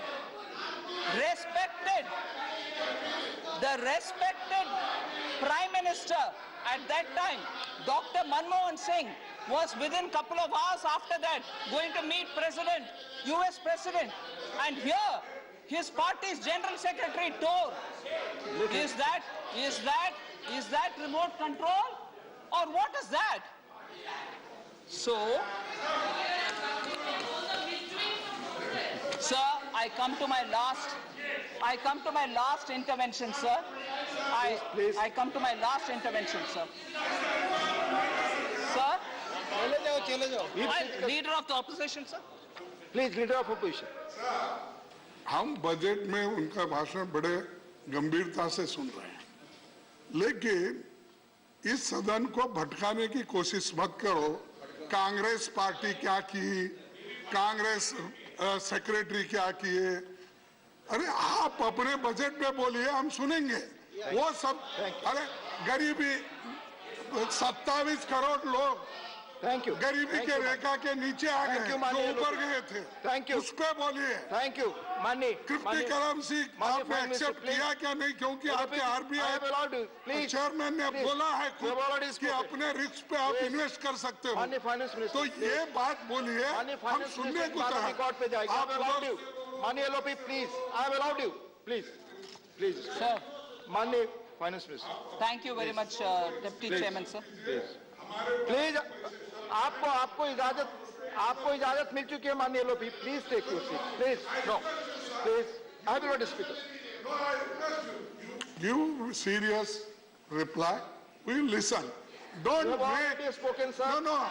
You have already ये spoken. Comedy type please बोलना take your seat. ये Please बंद take. करो। Please take. Thank the Honorable. Sir, I thank the Honorable Leader of the Opposition. Please. I thank the Leader of the Opposition for reminding me that I should answer on budget. Shri Rajamani Patel ji, during the budget discussion, mentioned about it. Should I not reply, sir? I am following his order only. I am following the instruction of the Leader of the आपकी Opposition. बात record पे जा रही है, कोई और बात record पे नहीं जा रही। I'm honestly, he's a very senior politician, has been in decades in politics. He's very respected. I respect him, and I certainly respect the words he's mentioned here, and I'm duly following it. Sir, I come to the last intervention in my speech, sir. This is also very much what came up during the budget discussion. I am not speaking anything from somewhere, a comment mentioned outside. So I would like to have my full time, and I request the indulgence, Deputy Chief Chairman, where I go through the details. So there was this indication by respected member who's not here, so I'm not taking his name, said, the finance minister is not elected, and so she doesn't know the ground realities. And she should be sent, her party should send her to get elected from the ground, to know the ground realities. So, but coming from a member who's in this house elected, TK today is in the opposition, to think that a member in this house is one less to some other respected members who are elected is a bit too rich, sir. Haven't they, in their time, in Rajya Sabha, also had Rajya Sabha members being ministers? Are they suggesting that their ministers were unconnected from the ground? Prime Minister himself was a member and of the Rajya Sabha, this great house. And was he disconnected from the ground reality? Is that what is being suggested from by the honorable member who told me that I'm unconnected to the ground? I'm sorry, sir. 10 years being guided by a prime minister from this august house. I don't expect a member to suggest that to me. So that is one thing.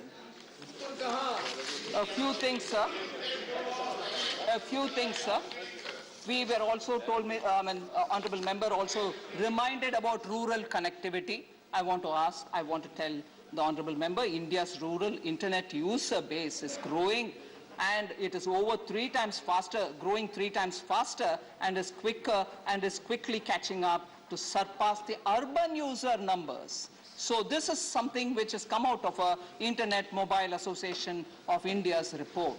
So while, I'm quoting from the report, sir, while internet users grew by 4% in urban India, reaching 323 million users in 2020, digital adoption continues to be propelled by rural India, registering a 13% growth in internet users over the past year, unquote.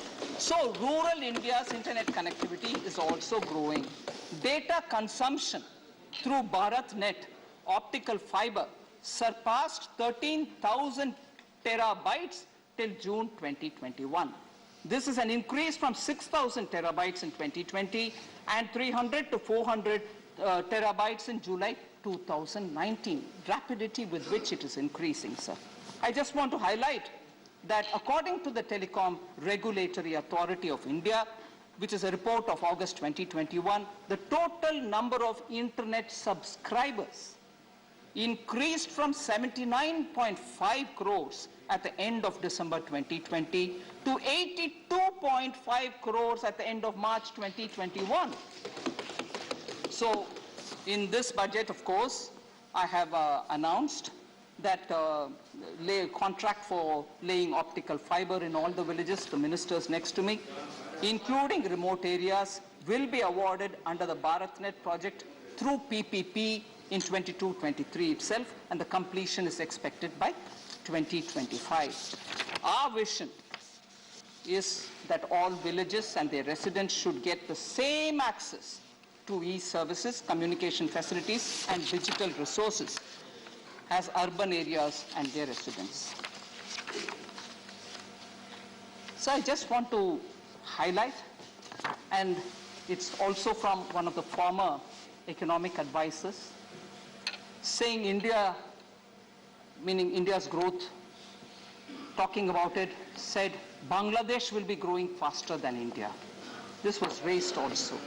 Maybe not by any members, but it is a very important conversation in which I think we need to put the facts together and say, sir, we are 10 times bigger, our economy is 10 times bigger than Bangladesh. So if I had to give you a rough calculation, if Bangladesh grew at 10%, sir, and we grew just at 1%, sir, the absolute number that will arrive in terms of growth will be the same. So then to say Bangladesh is at 5.5, whereas you at 4.1, is not really understanding.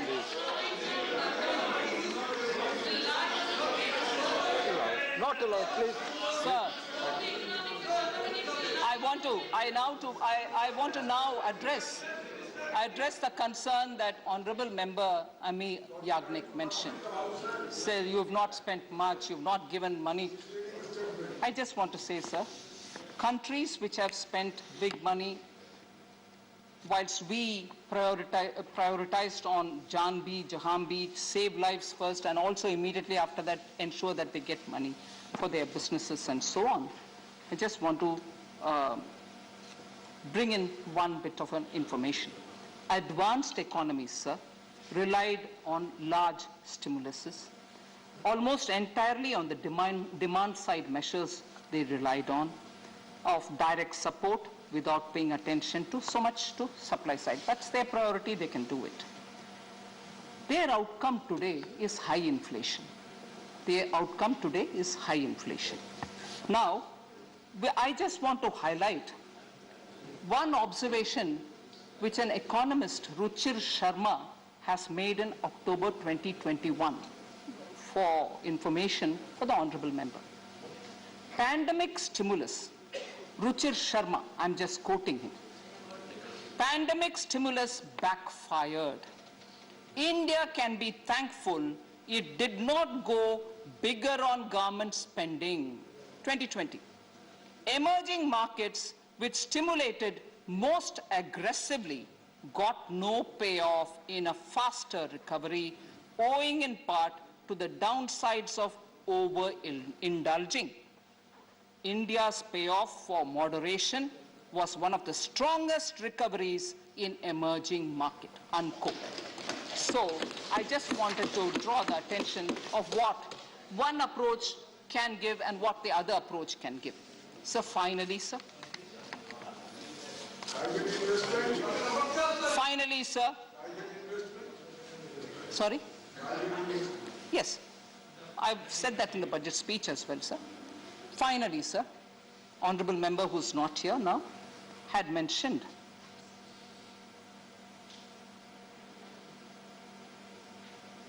and I hope I heard him right. He said he does not see Amrit Kal. The member said he does not say. I'll explain it. The honorable member said he does not see Amrit Kal, but instead has been saying Rahu Kal since 2014. Sir, I wasn't sure if I heard him right, if he said Rahu Kal. Sir, I want to say if there was a Rahu Kal, if I heard him right, Rahu Kal.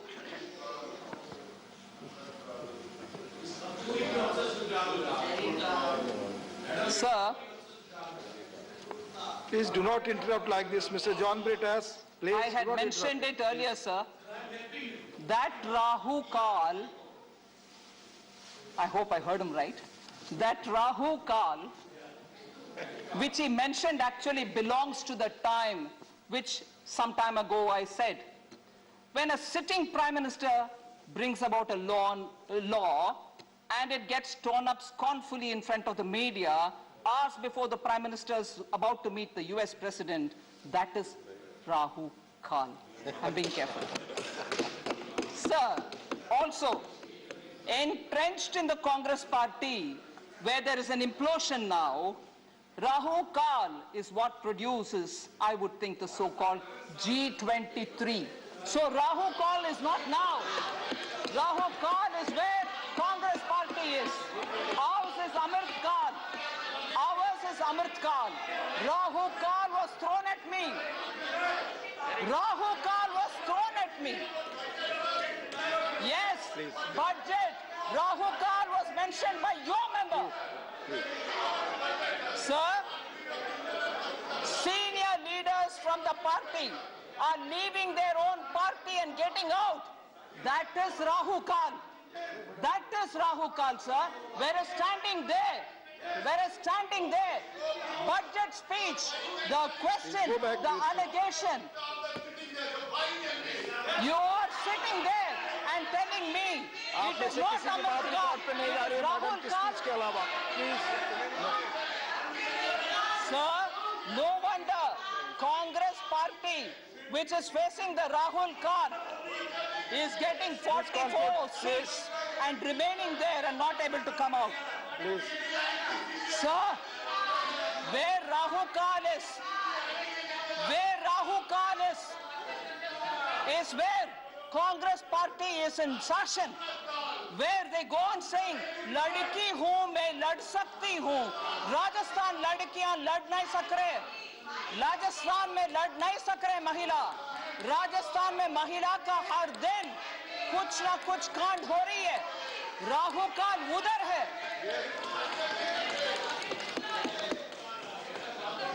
Sir, budget speech के समय अमृत काल इस देश का अपमान करने के लिए अमृत काल को राहु काल कहने वाला, अभी ये जवाब सुन ले, अभी सुन ले ये जवाब. Please conclude, madam. Thank you, sir. Thank you.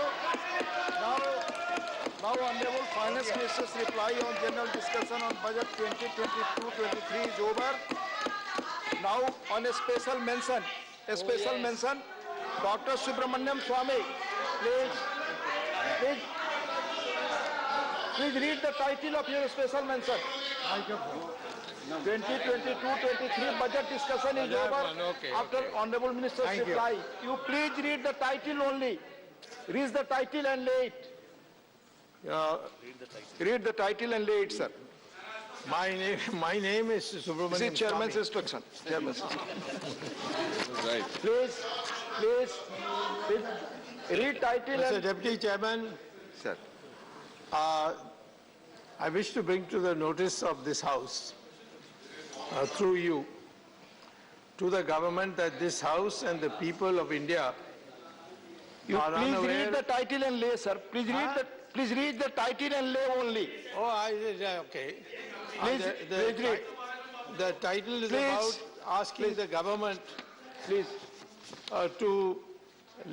to provide the House with a white paper on the recent threats to our national security and territorial integrity from hostile nations across the border. Right, sir. Please read. Thank you. Thank you. Mani Sri Elaram Karim ji. Yes, sir. Please read. Yes, sir. Need to take stringent action Corrected, sir. on the cartelization by major tire companies in India to increase the price of tires and cheating the rubber farmers. Thank you Elamaram ji. माननीय सुजीत कुमार जी, कृपया जो associate करें अपना नाम यहाँ भेज दीजिएगा. माननीय Sujeet Kumar ji. Sir, my special mention is regarding the extension of Howrah Ispat Express to the railway station in Kalandi district, which is a long pending demand of the people of the district. Honorable Minister is here, so I would request through you to consider this request. जो भी चाहता है kindly send your name here too. माननीय संजय सिंह जी. जो बढ़ती कीमतें हैं उस पे पूरे देश की चिंता है और मैं चाहूंगा कि सरकार इसकी ओर ध्यान दे. मोबाइल रिचार्ज की बढ़ती कीमतों के संबंध में मेरा स्पेशल मेंशन है सर. धन्यवाद. माननीय श्रीमती शांता छेत्री जी. Thank you, sir. Please read the title and lay. Thank you, sir. I am laying the urgent need to release funds for Anganwadi workers and Anganwadi helpers, additional honorarium lying stagnant since 2018, sir. Thank you. Thank you, madam. माननीय professor Manoj Kumar Jha ji. Thank you, Honorable Deputy Chairman, sir. Through you, my special mention is to appeal the government must reverse their decision to shut down the Kashmir Press Club and restore it at the earliest possible to protect press freedom and ensure the safety of the journalists. Thank you, sir. माननीय श्री अयोध्या रामी रेड्डी जी. माननीय Ayodhya Rami Reddy ji. Not present. Shrimati झरना दास वैद्या जी. Special mention is ensure severe, Mike, please. ensure severe punishment for public, incitement for sexual abuse of women. I lay in the table my Thank you. special mention. माननीय श्री प्रसन्नाचार्य जी. Subject of my special mention today is about protection, preservation and development of important historical, cultural and archaeological sites in Western Odisha. I lay my... Thank you, Mani Prasan. Mani Sadasyagan, our observation.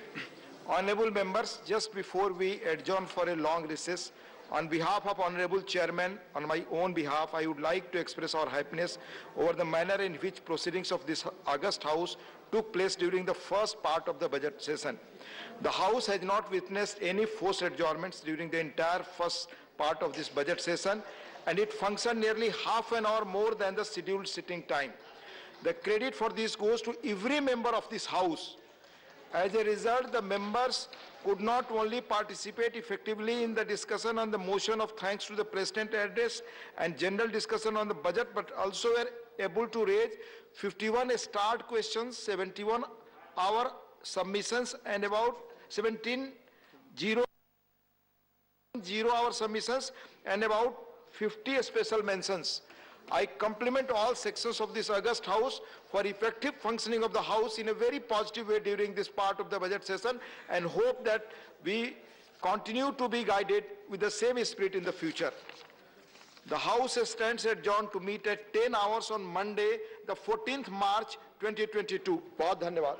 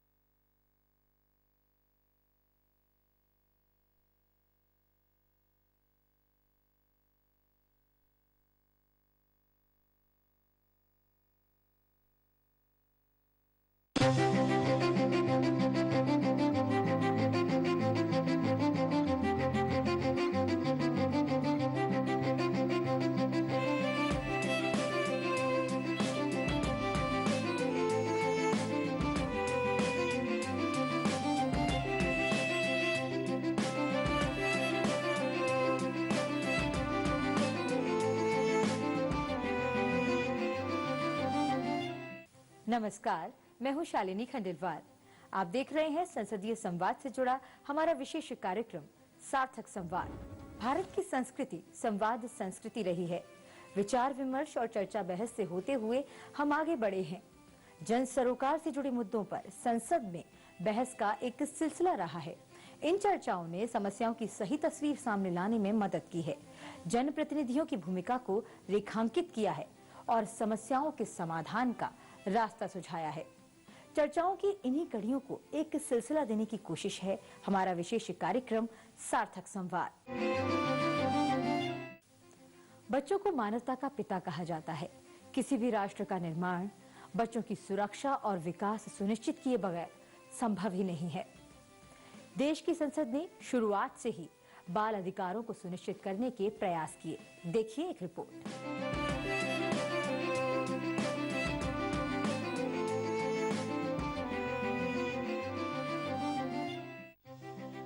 संविधान के मसौदे में ही बच्चों के सर्वांगीण विकास का लक्ष्य रखा गया।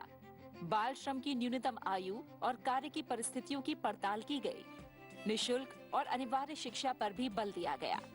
तो बाल विवाह जैसी कुरीतियां समाप्त करने के लिए संसद कृत संकल्प रही और 1949 में शारदा कानून में बदलाव किए गए। विवाह की आयु पर भी काफी विचार मंथन हुआ। संसद ने शुरू से ही बाल कल्याण के कानूनी प्रावधान किए। फैक्ट्रियों में 14 वर्ष से कम आयु के बच्चों के काम करने पर रोक लगी तो काम के घंटे भी तय हुए। कई औपनिवेशिक कानूनों में भी जरूरत के मुताबिक रद्दोबदल की गई। बागानों में काम कर रहे बच्चों के हालात के लिए संशोधन किए गए। खान कानून में संसद ने 30 साल बाद भी बदलाव किए। बाल कल्याण के लिए कई कानूनों को समय समय पर संशोधन करके अधिक प्रभावी बनाया गया। विभाजन की त्रासदी के दौरान राह भटके किशोरों की मनोदशा को भी संसद ने संवेदनशीलता से समझा। आरोपित बच्चों को सजा के बजाय सुधारने पर जोर दिया। 1953 में ही देश का पहला बाल कानून पारित हुआ। उपेक्षित बीमार बच्चों और नशे के शिकार बच्चों के पुनर्वास और विकास की जरूरतों पर भी संसदीय सहमति बनी। 4 दशकों तक कानून में संशोधनों के बाद 1986 में किशोरों के लिए विशेष रूप से संसद ने जुवेनाइल जस्टिस बिल पास किया। वहीं 2013 के निर्भया कांड से जुवेनाइल की उम्र, उसके अपराध की गंभीरता और सजा की जरूरत पर भी संसद में गंभीर बहस छिड़ी और हाल तक इसमें संशोधन किए जाते रहे। साथ ही संसद ने उपेक्षित बच्चों के पुनर्वास और गोद लेने संबंधी कानूनों को भी अधिक व्यावहारिक बनाया। संविधान सभा ने 14 वर्ष की आयु तक अनिवार्य और निशुल्क प्राथमिक शिक्षा का सपना देखा था। संसद के प्रयासों से ये 6 दशक बाद हकीकत में बदला। शैक्षिक विकास सुनिश्चित करने के लिए उन्हें परीक्षा के दबाव से मुक्त रखा गया। शिक्षा की गुणवत्ता और शिक्षकों के प्रशिक्षण की अहमियत पर भी बल दिया गया। स्तरीय शिक्षा सुनिश्चित करने के साथ शिक्षकों और विद्यालयों की जवाबदेही की जरूरत समझी गई।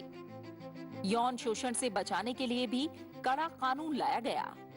देश की संसद बच्चों की शिक्षा, स्वास्थ्य, स्वतंत्रता और न्याय के लिए लगातार प्रयासरत रहती है, क्योंकि बच्चों के सर्वांगीण विकास से ही नए भारत का निर्माण संभव है। 1948 में संविधान के मसौदे पर चर्चा में बच्चों की उचित देखरेख के साथ ही उनके अधिकारों पर चर्चा की गई। चर्चा में निशुल्क और अनिवार्य शिक्षा के साथ ही बच्चों की सेवायोजित करने की आयु तय करने का भी संविधान में प्रावधान किया गया। श्रीमान, ये संतोष की बात है कि अनुच्छेद 18 में अल्पवयस्क बच्चों को संरक्षण दिया गया है। सभापति महोदय, मुझे प्रसन्नता है कि इस अधिकार को मूल अधिकारों में रखा गया है। अनुच्छेद 18 ये आर्थिक अधिकार देता है कि 14 बरस से कम आयु के किसी भी बालक को किसी फैक्ट्री में सेवा आयोजित नहीं किया जाएगा। श्रीमान, मेरे विचार से तो आयु बढ़ाकर 16 बरस कर दी जाए। 23 दिसंबर 1948 को बच्चों की निशुल्क और अनिवार्य शिक्षा के लिए अनुच्छेद 36 को संविधान का भाग बनाया गया। दुर्भाग्य से अनुच्छेद 36 में नीति निर्देशक सिद्धांत के साथ एक प्रकार का मूल अधिकार भी जोड़ दिया गया है, अर्थात प्रत्येक नागरिक निशुल्क प्राथमिक शिक्षा पाने का अधिकार रखता है। इसका दूसरों के साथ सामंजस्य नहीं बैठाया जा सकता है। यहाँ एक निर्देशक सिद्धांत को मूलाधिकार में भी मिला दिया गया है।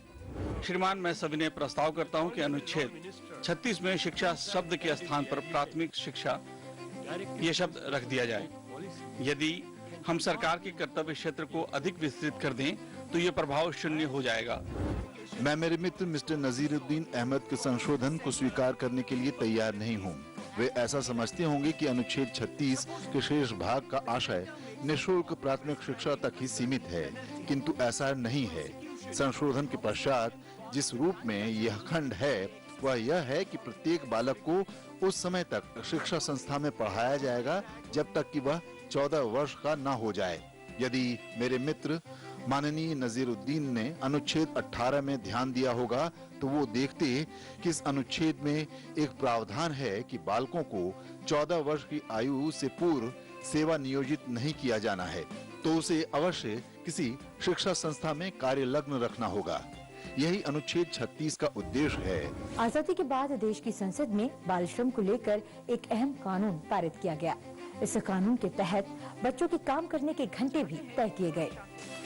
हमारा विधान जो बन रहा है उस विधान में किसी भी आदमी को जिसकी उम्र 14 बरस की नहीं है उसको फैक्ट्री में और कारखानों में ना लगाया जाए, इस तरह की बात है। इसके साथ साथ मैं ये भी कहता हूँ कि हमारे सारे प्रांतीय सरकारों और मरकजी सरकार के ऊपर ये जिम्मेदारी आ जाती है कि हमारे 14 बरस के जो बालक हैं उनको शिक्षा देने का प्रावधान किया जाना चाहिए, नहीं तो बेचारे अनपढ़ रह जाएंगे और उनकी जिंदगी बर्बाद होती रहेगी। There is a clause in the bill, clause 84, which relates to the lifting of weights. It lays down that no one will lift a weight that is heavier than he can actually carry without injury to his health. But it does not prohibit the employment of pregnant women.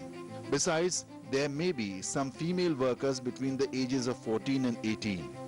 Then there will be male children and adolescents. Sir, if the definition says a child is a person less than 15 years of age, I think we should say no one who is less than 15 years should be allowed to work. देश की पहली संसद ने ही बच्चों की सुरक्षा और विकास सुनिश्चित करने के लिए जरूरी कदम उठाने शुरू कर दिए। यही नहीं, पहली बार किशोरों के विकास, सुरक्षा और न्याय के लिए भी आवाज उठाई गई। The partition of the country worsened these conditions, and in the social fabric, the problem of juvenile delinquency was bound to be aggravated. Just as the children are in this generation, so will the nation be in the next. If we want a nation to be strong physically, mentally and morally, and from other points of view, we must begin with the child. This is what this bill intends to provide for. Sir, as most honorable members are aware, most of the progressive countries in the world have dealt with this problem in a very humane manner. When I visited Japan a month ago, I would like to share this information with the House that we got an opportunity of visiting some family courts there. These family courts are instituted by government and are spread all over the country. They deal with two important issues of society, that is divorce and juveniles.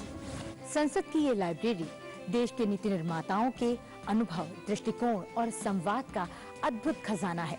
इसे पढ़ने पर यह मालूम चलता है कि किशोरों को न्याय दिलाने की दिशा में संसद ने नजरिए में बदलाव की जरूरत को समझा। किसी गैर कानूनी हरकत करने पर उन्हें बदलने का अवसर देने की कवायद की। वैसे देखा जाए तो यह विधेयक बड़ा विस्तार और सुगठित है और जुवेनाइल के जीवन को सुधारने में सहायता देगा। लेकिन इन बदनसीब किशोरों का नसीब पलटने के लिए समाज, सामाजिक संस्थाओं और हर एक जिम्मेदार नागरिक को सरकार के साथ हाथ बटाना पड़ेगा। तभी इस प्रकार के जो सोशल लेजिस्लेशन होते हैं वह कामयाब हो सकते हैं। संसद ने उपेक्षित, बीमार और नशे के शिकार बच्चों के पुनर्वास और उचित देखभाल के लिए विशेष प्रावधान की जरूरत महसूस की और एक बार फिर किशोर कानून में संशोधन किया गया। ये जो juvenile justice, care and protection of children, ये बिल 2000 साल में लाया गया इंडिया का गवर्नमेंट में। तो उसमें बहुत सोच समझ करके ये बिल बनाया गया था कि केयर मिले बच्चे को। बहुत अभी बच्चे जो क्राइम कर रहे हैं, जिसको होम में लाया गया जा रहा है, तो केयर एंड प्रोटेक्शन का बात किया गया। लेकिन हम लोग सही में क्या देख रहा है कि बच्चे को जुवेनाइल होम में क्या नहीं मिलता है। हमारे लाखों बच्चे जो अनाथ हैं, बेसहारा हैं, सड़क पे रहते हैं, उनके लिए, उनके संरक्षण के लिए ये बिल है। और ये लोग किसी स्पेशल होम या ऑब्जर्वेशन होम या चिल्ड्रन होम या शेल्टर होम में किसी संस्था में शरण तो पा रहे हैं, पर मानसिक तौर से बीमार रहने के कारण या कोई शारीरिक बीमारी जैसे लेप्रेसी, टीबी, HIV, एड्स जैसी बीमारी है, या उनको ड्रग्स या शराब की लत लग गई है, उनके लिए ये कानून बना है। वर्ष 2013 के निर्भया कांड के बाद संसद में किशोर की उम्र, अपराध की गंभीरता और सजा को लेकर मौजूदा कानून में संशोधन पर भी व्यापक चर्चा हुई। Anybody, a boy or a girl who is capable of going into a sexual act has no age. Not today, not in this generation. So I think let's not play with age and words. Let's punish if it has to be punished. There are 472 million children in our country. Do you know only 1.2% of all of them have committed crimes? Now, I'm talking 2012 and 13 figures. The number of children who committed serious and heinous crimes was even more minuscule. In 2013, of all the children arrested for crimes under the Indian Penal Code, 2.17% were accused of murder, 3.5% of rape. Now this is 2% of 1%. You see what I'm talking about? We're talking about a handful of cases in this country according to our national crime statistics. How can we pass a law that will jeopardize the other 99.98% children in this country? This is a very comprehensive bill. It has adoption in it, it has foster care in it, it has many కేంద్రంలో మంత్రి చేసినటువంటి వ్యక్తి కొత్త తరం వారికి తెలియదు సంజీవయ్య గారి ఆలోచన ఏమిటి, ఆయన ఏ విధంగా సోషల్ జస్టిస్, ఏ విధంగా బడుగు బలైన వర్గాలకు సహాయం చేసిండు అనేది వచ్చే తరం వారికి తెలియాలి. ఆఖరుకు ఆయన చనిపోయిన రోజు 1972లో నేను అప్పుడు యువజన కాంగ్రెస్లో పనిచేస్తున్నా. ఆ రోజులలో చనిపోతే సొంత ఇల్లు లేదు, శవం ఏడబెట్టాలని ఆలోచన చేసి ఆ రోజులలో వారి అత్తగారి ఇల్లు అయినటువంటి బన్సిలాల్ పేటలో పెట్టడం జరిగింది. ఇవాళ కొత్తతనం వారికి తెలియాలన్న ఆలోచన గతంలో పివి నరసింహారావు గారు కూడా రాష్ట్రంలో ముఖ్యమంత్రిగా, అదేవిధంగా కేంద్రంలో ప్రధానమంత్రిగా ఇవన్నీ చేసిన వ్యక్తికి కూడా మనం సెంటరీ సెలబ్రేషన్ చేశాం. ఈయనది కూడా 1921, ఇప్పుడు 22, అంటే 100 సంవత్సరాలు అయింది. ఆయన ఆలోచన ఏమిటి, ఏ విధంగా వచ్చే తరం వారు యువతి యువకులు ఏ విధంగా సమాజానికి సేవ చేయాలి. ఇవాళ చిన్నజీఆర్ స్వామి గారు ఏదైతే కార్యక్రమం పెట్టిండ్రో, ఆనాడు ఉన్నటువంటి రామానుజాచార్యులు వారు అందరూ సమానము, కిందివాడు కూడా వాడిని పైకి తేవాలని ఆలోచన చేసేవాడు. అందులో భాగమే ఇవాళ దామోదరం సంజీవ గారి సెంటరీ సెలబ్రేషన్ చేస్తున్నాం. అది 14th ఫిబ్రవరి. అది రాయలసీమలో కూడా మేము రిక్వెస్ట్ చేశాం. అక్కడ ముఖ్యమంత్రి అన్ని జిల్లాల పేర్లు మారుస్తున్నాడు, మంచిదే. రాజశేఖర రెడ్డి జిల్లా చేశావు, అల్లూరి సీతారామరాజు జిల్లా చేశావు, అదేవిధంగా ఎన్టీ రామారావు జిల్లా కూడా చేశావు, అన్నమయ్య జిల్లా చేశావు. ఇవన్నీ బాగానే ఉన్నాయి. మా ఆలోచన కూడా ఏమిటంటే కర్నూలు జిల్లాను కూడా దామోదరం సంజీవయ్య జిల్లా చేస్తే వచ్చే తరం వారికి తెలుస్తుంది ఈయన ఎవరు, ఈయన జిల్లా ఎందుకు పెట్టిండ్రు. ఇలా రాజశేఖర్ జిల్లా పెట్టిందంటే ఆయన 2 సార్లు ముఖ్యమంత్రి అయ్యాడు, బడుగు బలైన వర్గాలకు న్యాయం చేశాడు, పేద ప్రజలకు సాయం చేశాడు. అదేవిధంగా ఎన్టీ రామారావు, అదేవిధంగా అల్లూరి సీతారామరాజు దేశ స్వాతంత్రానికి పోరాట వ్యక్తులలో ఇవాళ నిజంగా చిన్నజీఆర్ స్వామి గారు ఏదైతే ఆలోచనతో ఆ 11th సెంచరీలో 11వ సెంచరీలో అంటే 1000 ఏళ్ల క్రితం ఏదైతే కార్యక్రమం తీసుకున్నాడో దానికి అనుగుణంగానే పేదవానికి కూడా మనం న్యాయం చేస్తేనే అప్పుడే సమానత్వం వస్తుంది అనేది నా ఉద్దేశం. అందుగురించి ఇది కార్యక్రమం రేపు 14 నాడు పొద్దున 9:30కు ఏది ఫతే మైదాన్ క్లబ్ పక్కకు ఉన్నటువంటి సంజీవయ్య స్టాచ్యూకు దండ వేసి ఆ తర్వాత సంజీవయ్య పార్క్ నెక్లెస్ రోడ్లో ఉందో అక్కడ ఆయన సమాధి దగ్గర నివాళులు అర్పించి ఆ తర్వాత సంజీవయ్య నగర్ అని పేరు పెట్టారు ఆ రోజులలో పేద ప్రజలకు. అది అశోక్ నగర్ నుంచి కవాడిగూడ పోయే ఏది లైన్లో ఉన్నది. అక్కడ కూడా 10:40కు అక్కడ కార్యక్రమం. ఆ తర్వాత గాంధీ భవన్లో 4 గంటలకు ఏది సెమినార్ ఆయన చేసినటువంటి దీంట్లో రామచంద్రమూర్తి గారు అదేవిధంగా మేము రిక్వెస్ట్ చేశాం. ఏది శ్రీధర్ బాబు కానీ కోదండ్ రెడ్డి అందరం కూడా మా చంద్రశేఖర్ కానీ అదేవిధంగా రాములు నాయక్ కానీ అందరం కూడా బొల్లు కిషన్ కానీ మేము అందరం కూడా అందరికి ఇన్విటేషన్ పంపించామండి.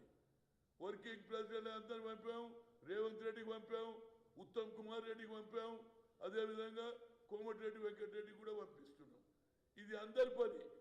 ఏ విధంగానైతే అగ్రకులాలకు న్యాయం చేసినప్పుడు అట్టడుగున్న పదానికాన్ని కూడా వారు చేసిన కార్యక్రమాలు ప్రజలకు తెలవడానికి నేను ఈ దామోదరం సంజీవయ్య మెమోరియల్ ట్రస్ట్కు చైర్మన్గా నేను అందరికీ ఇన్వైట్ చేస్తున్నా. ప్రతి ఒక్కరు కూడా రావాలి. ఆయన ఆలోచన 4 మాటలు వారు అదేవిధంగా ఆయనను కూడా రిక్వెస్ట్ చేస్తున్నా. మాణిక్ ఠాకూర్ గారికి కూడా లెటర్ పంపించా. అదేవిధంగా ముకుల్ వాసినికి అయితే చీఫ్ గెస్ట్గా రమ్మన్నా. అందరినీ ట్రై చేసిన ఎవరిని మీరా కుమారి గారు రాలేమన్నారు. అదేవిధంగా హెల్త్ బాగలేదని సుశీల్ కుమార్ షిండే. ఈ విధంగా మొత్తం మీద మన రాష్ట్రంలో ఉన్న అందరు నాయకులు కూడా వస్తే దానికి ఒక అందం ఉంటుంది. అదేవిధంగా ఈనాడు రామానుజాచార్యులు ఏదైతే ఇదే స్టెప్ చూస్తున్నా నేను ఇక్కడ సమానత్వం అన్నాడు. సమానత్వం నిజంగా కూడా సమానత్వం ఉండాలంటే తప్పనిసరిగా దామోదరం సంజీవయ్య గారి సెంటరీ సెలబ్రేషన్లో అందరికీ ఇన్వైట్ చేస్తున్నా. దయచేసి అందరు రండి. ఆయన చేసిన గొప్పతనం ఏమిటంటే చనిపోతే సొంత ఇల్లు లేదు. ఆయన మీద కంప్లైంట్ చేసిండ్రు ఇందిరాగాంధీకి. ఈయన కోట్లు సంపాదించినంటే ఇందిరాగాంధీ గారు ఒక సీక్రెట్గా కొందరిని పంపిస్తే ఆయన గుడిసెను చూసి మందరు వెనుకకి వెళ్ళిపోయారు. అలాంటి మహా వ్యక్తి రాహుల్ గాంధీ గారు కూడా పోయారు వాళ్ళ ఊరికి.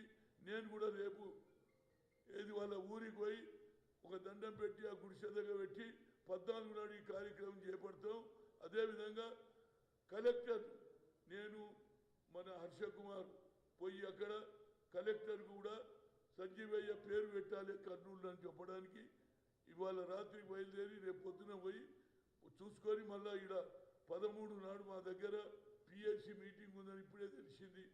ఎట్లనన్నా మాణిక్ ఠాకూర్ ఉంటాడు, అందరు ఇంటే ఉంటారు కాబట్టి అందరికీ నేను ఇన్వైట్ చేస్తున్నా. నిజంగా కూడా బడుగు బలైన వర్గాల మీద ఏదైతే సమానత్వం అన్నాడో ఆ సమానత్వం రేపు కనిపించాలి, అందరినీ రావాలని కోరుతున్నా.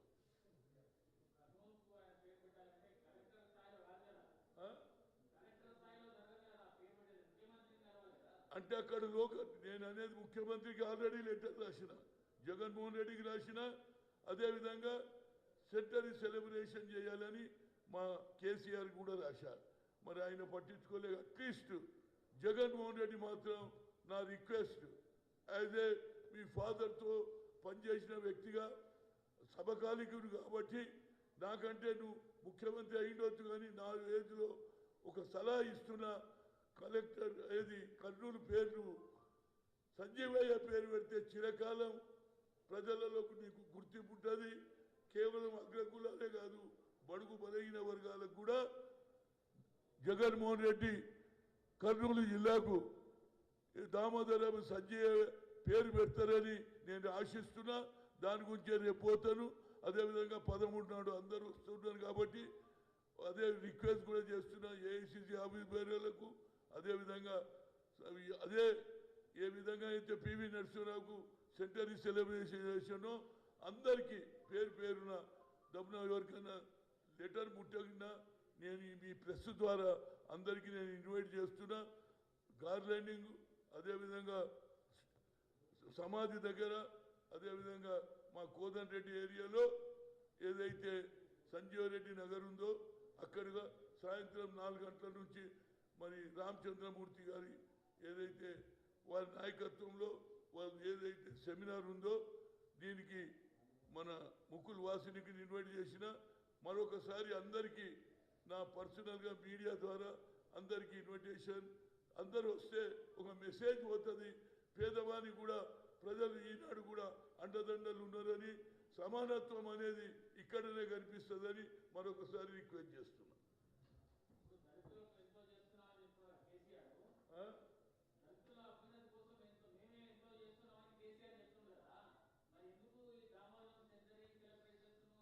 చూడండి నేను అందరికంటే ఎక్కువ చేస్తున్నట్టుండు. ఏది 2 బెడ్రూమ్ అన్నాడు. అదేవిధంగా ఇప్పుడు కొత్త కార్యక్రమం ఏది దళిత బంధు అన్నాడు. నిజంగా దళిత మీద ప్రేమ ఉంటే సెంటరీ సెలబ్రేషన్ చేయాల్సే అప్పుడే నిన్ను గుర్తిస్తారు. కేవలం నేను చేస్తున్నాను కాదు నిజ రూపము. ఆయన కూడా ఉమ్మడి రాష్ట్రానికే ముఖ్యమంత్రిగా ఉన్నాడు. మనం అప్పుడు అందరం పిల్లలం. అలాంటి వ్యక్తికి కూడా మరి కేసీఆర్ ఆలోచన చేసి ఆయన కూడా సరి అయిన గౌరవం ఇవ్వమని కోరుతున్నా. కేవలం మాటలు చెప్పడం కాదు చేసి చూపించాలి. అదేవిధంగా ఇవాళ ఇంకోటి కూడా అడుగుతున్నా.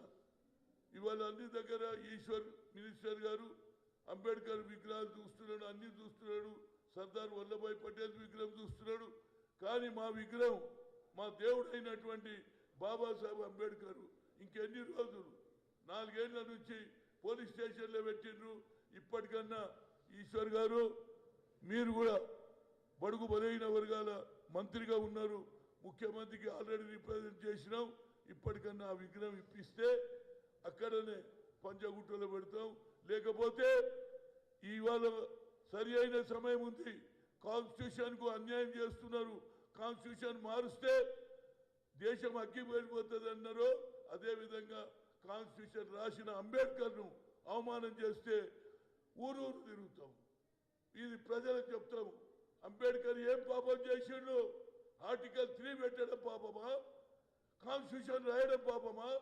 ఆయన తీసుకుపోయి రాసినటువంటి వాడికి ఇవాళ లాకప్లో పెట్టడం అది న్యాయం కాదని చెప్తున్నా. మరొకసారి రిక్వెస్ట్ చేస్తున్నా ఆ స్టాచ్యూను 14 ఏప్రిల్ వచ్చే లోపల మాకు ఇవ్వకపోతే మాత్రం ఆ తర్వాత గ్రామాలు తిరుగుతున్నా.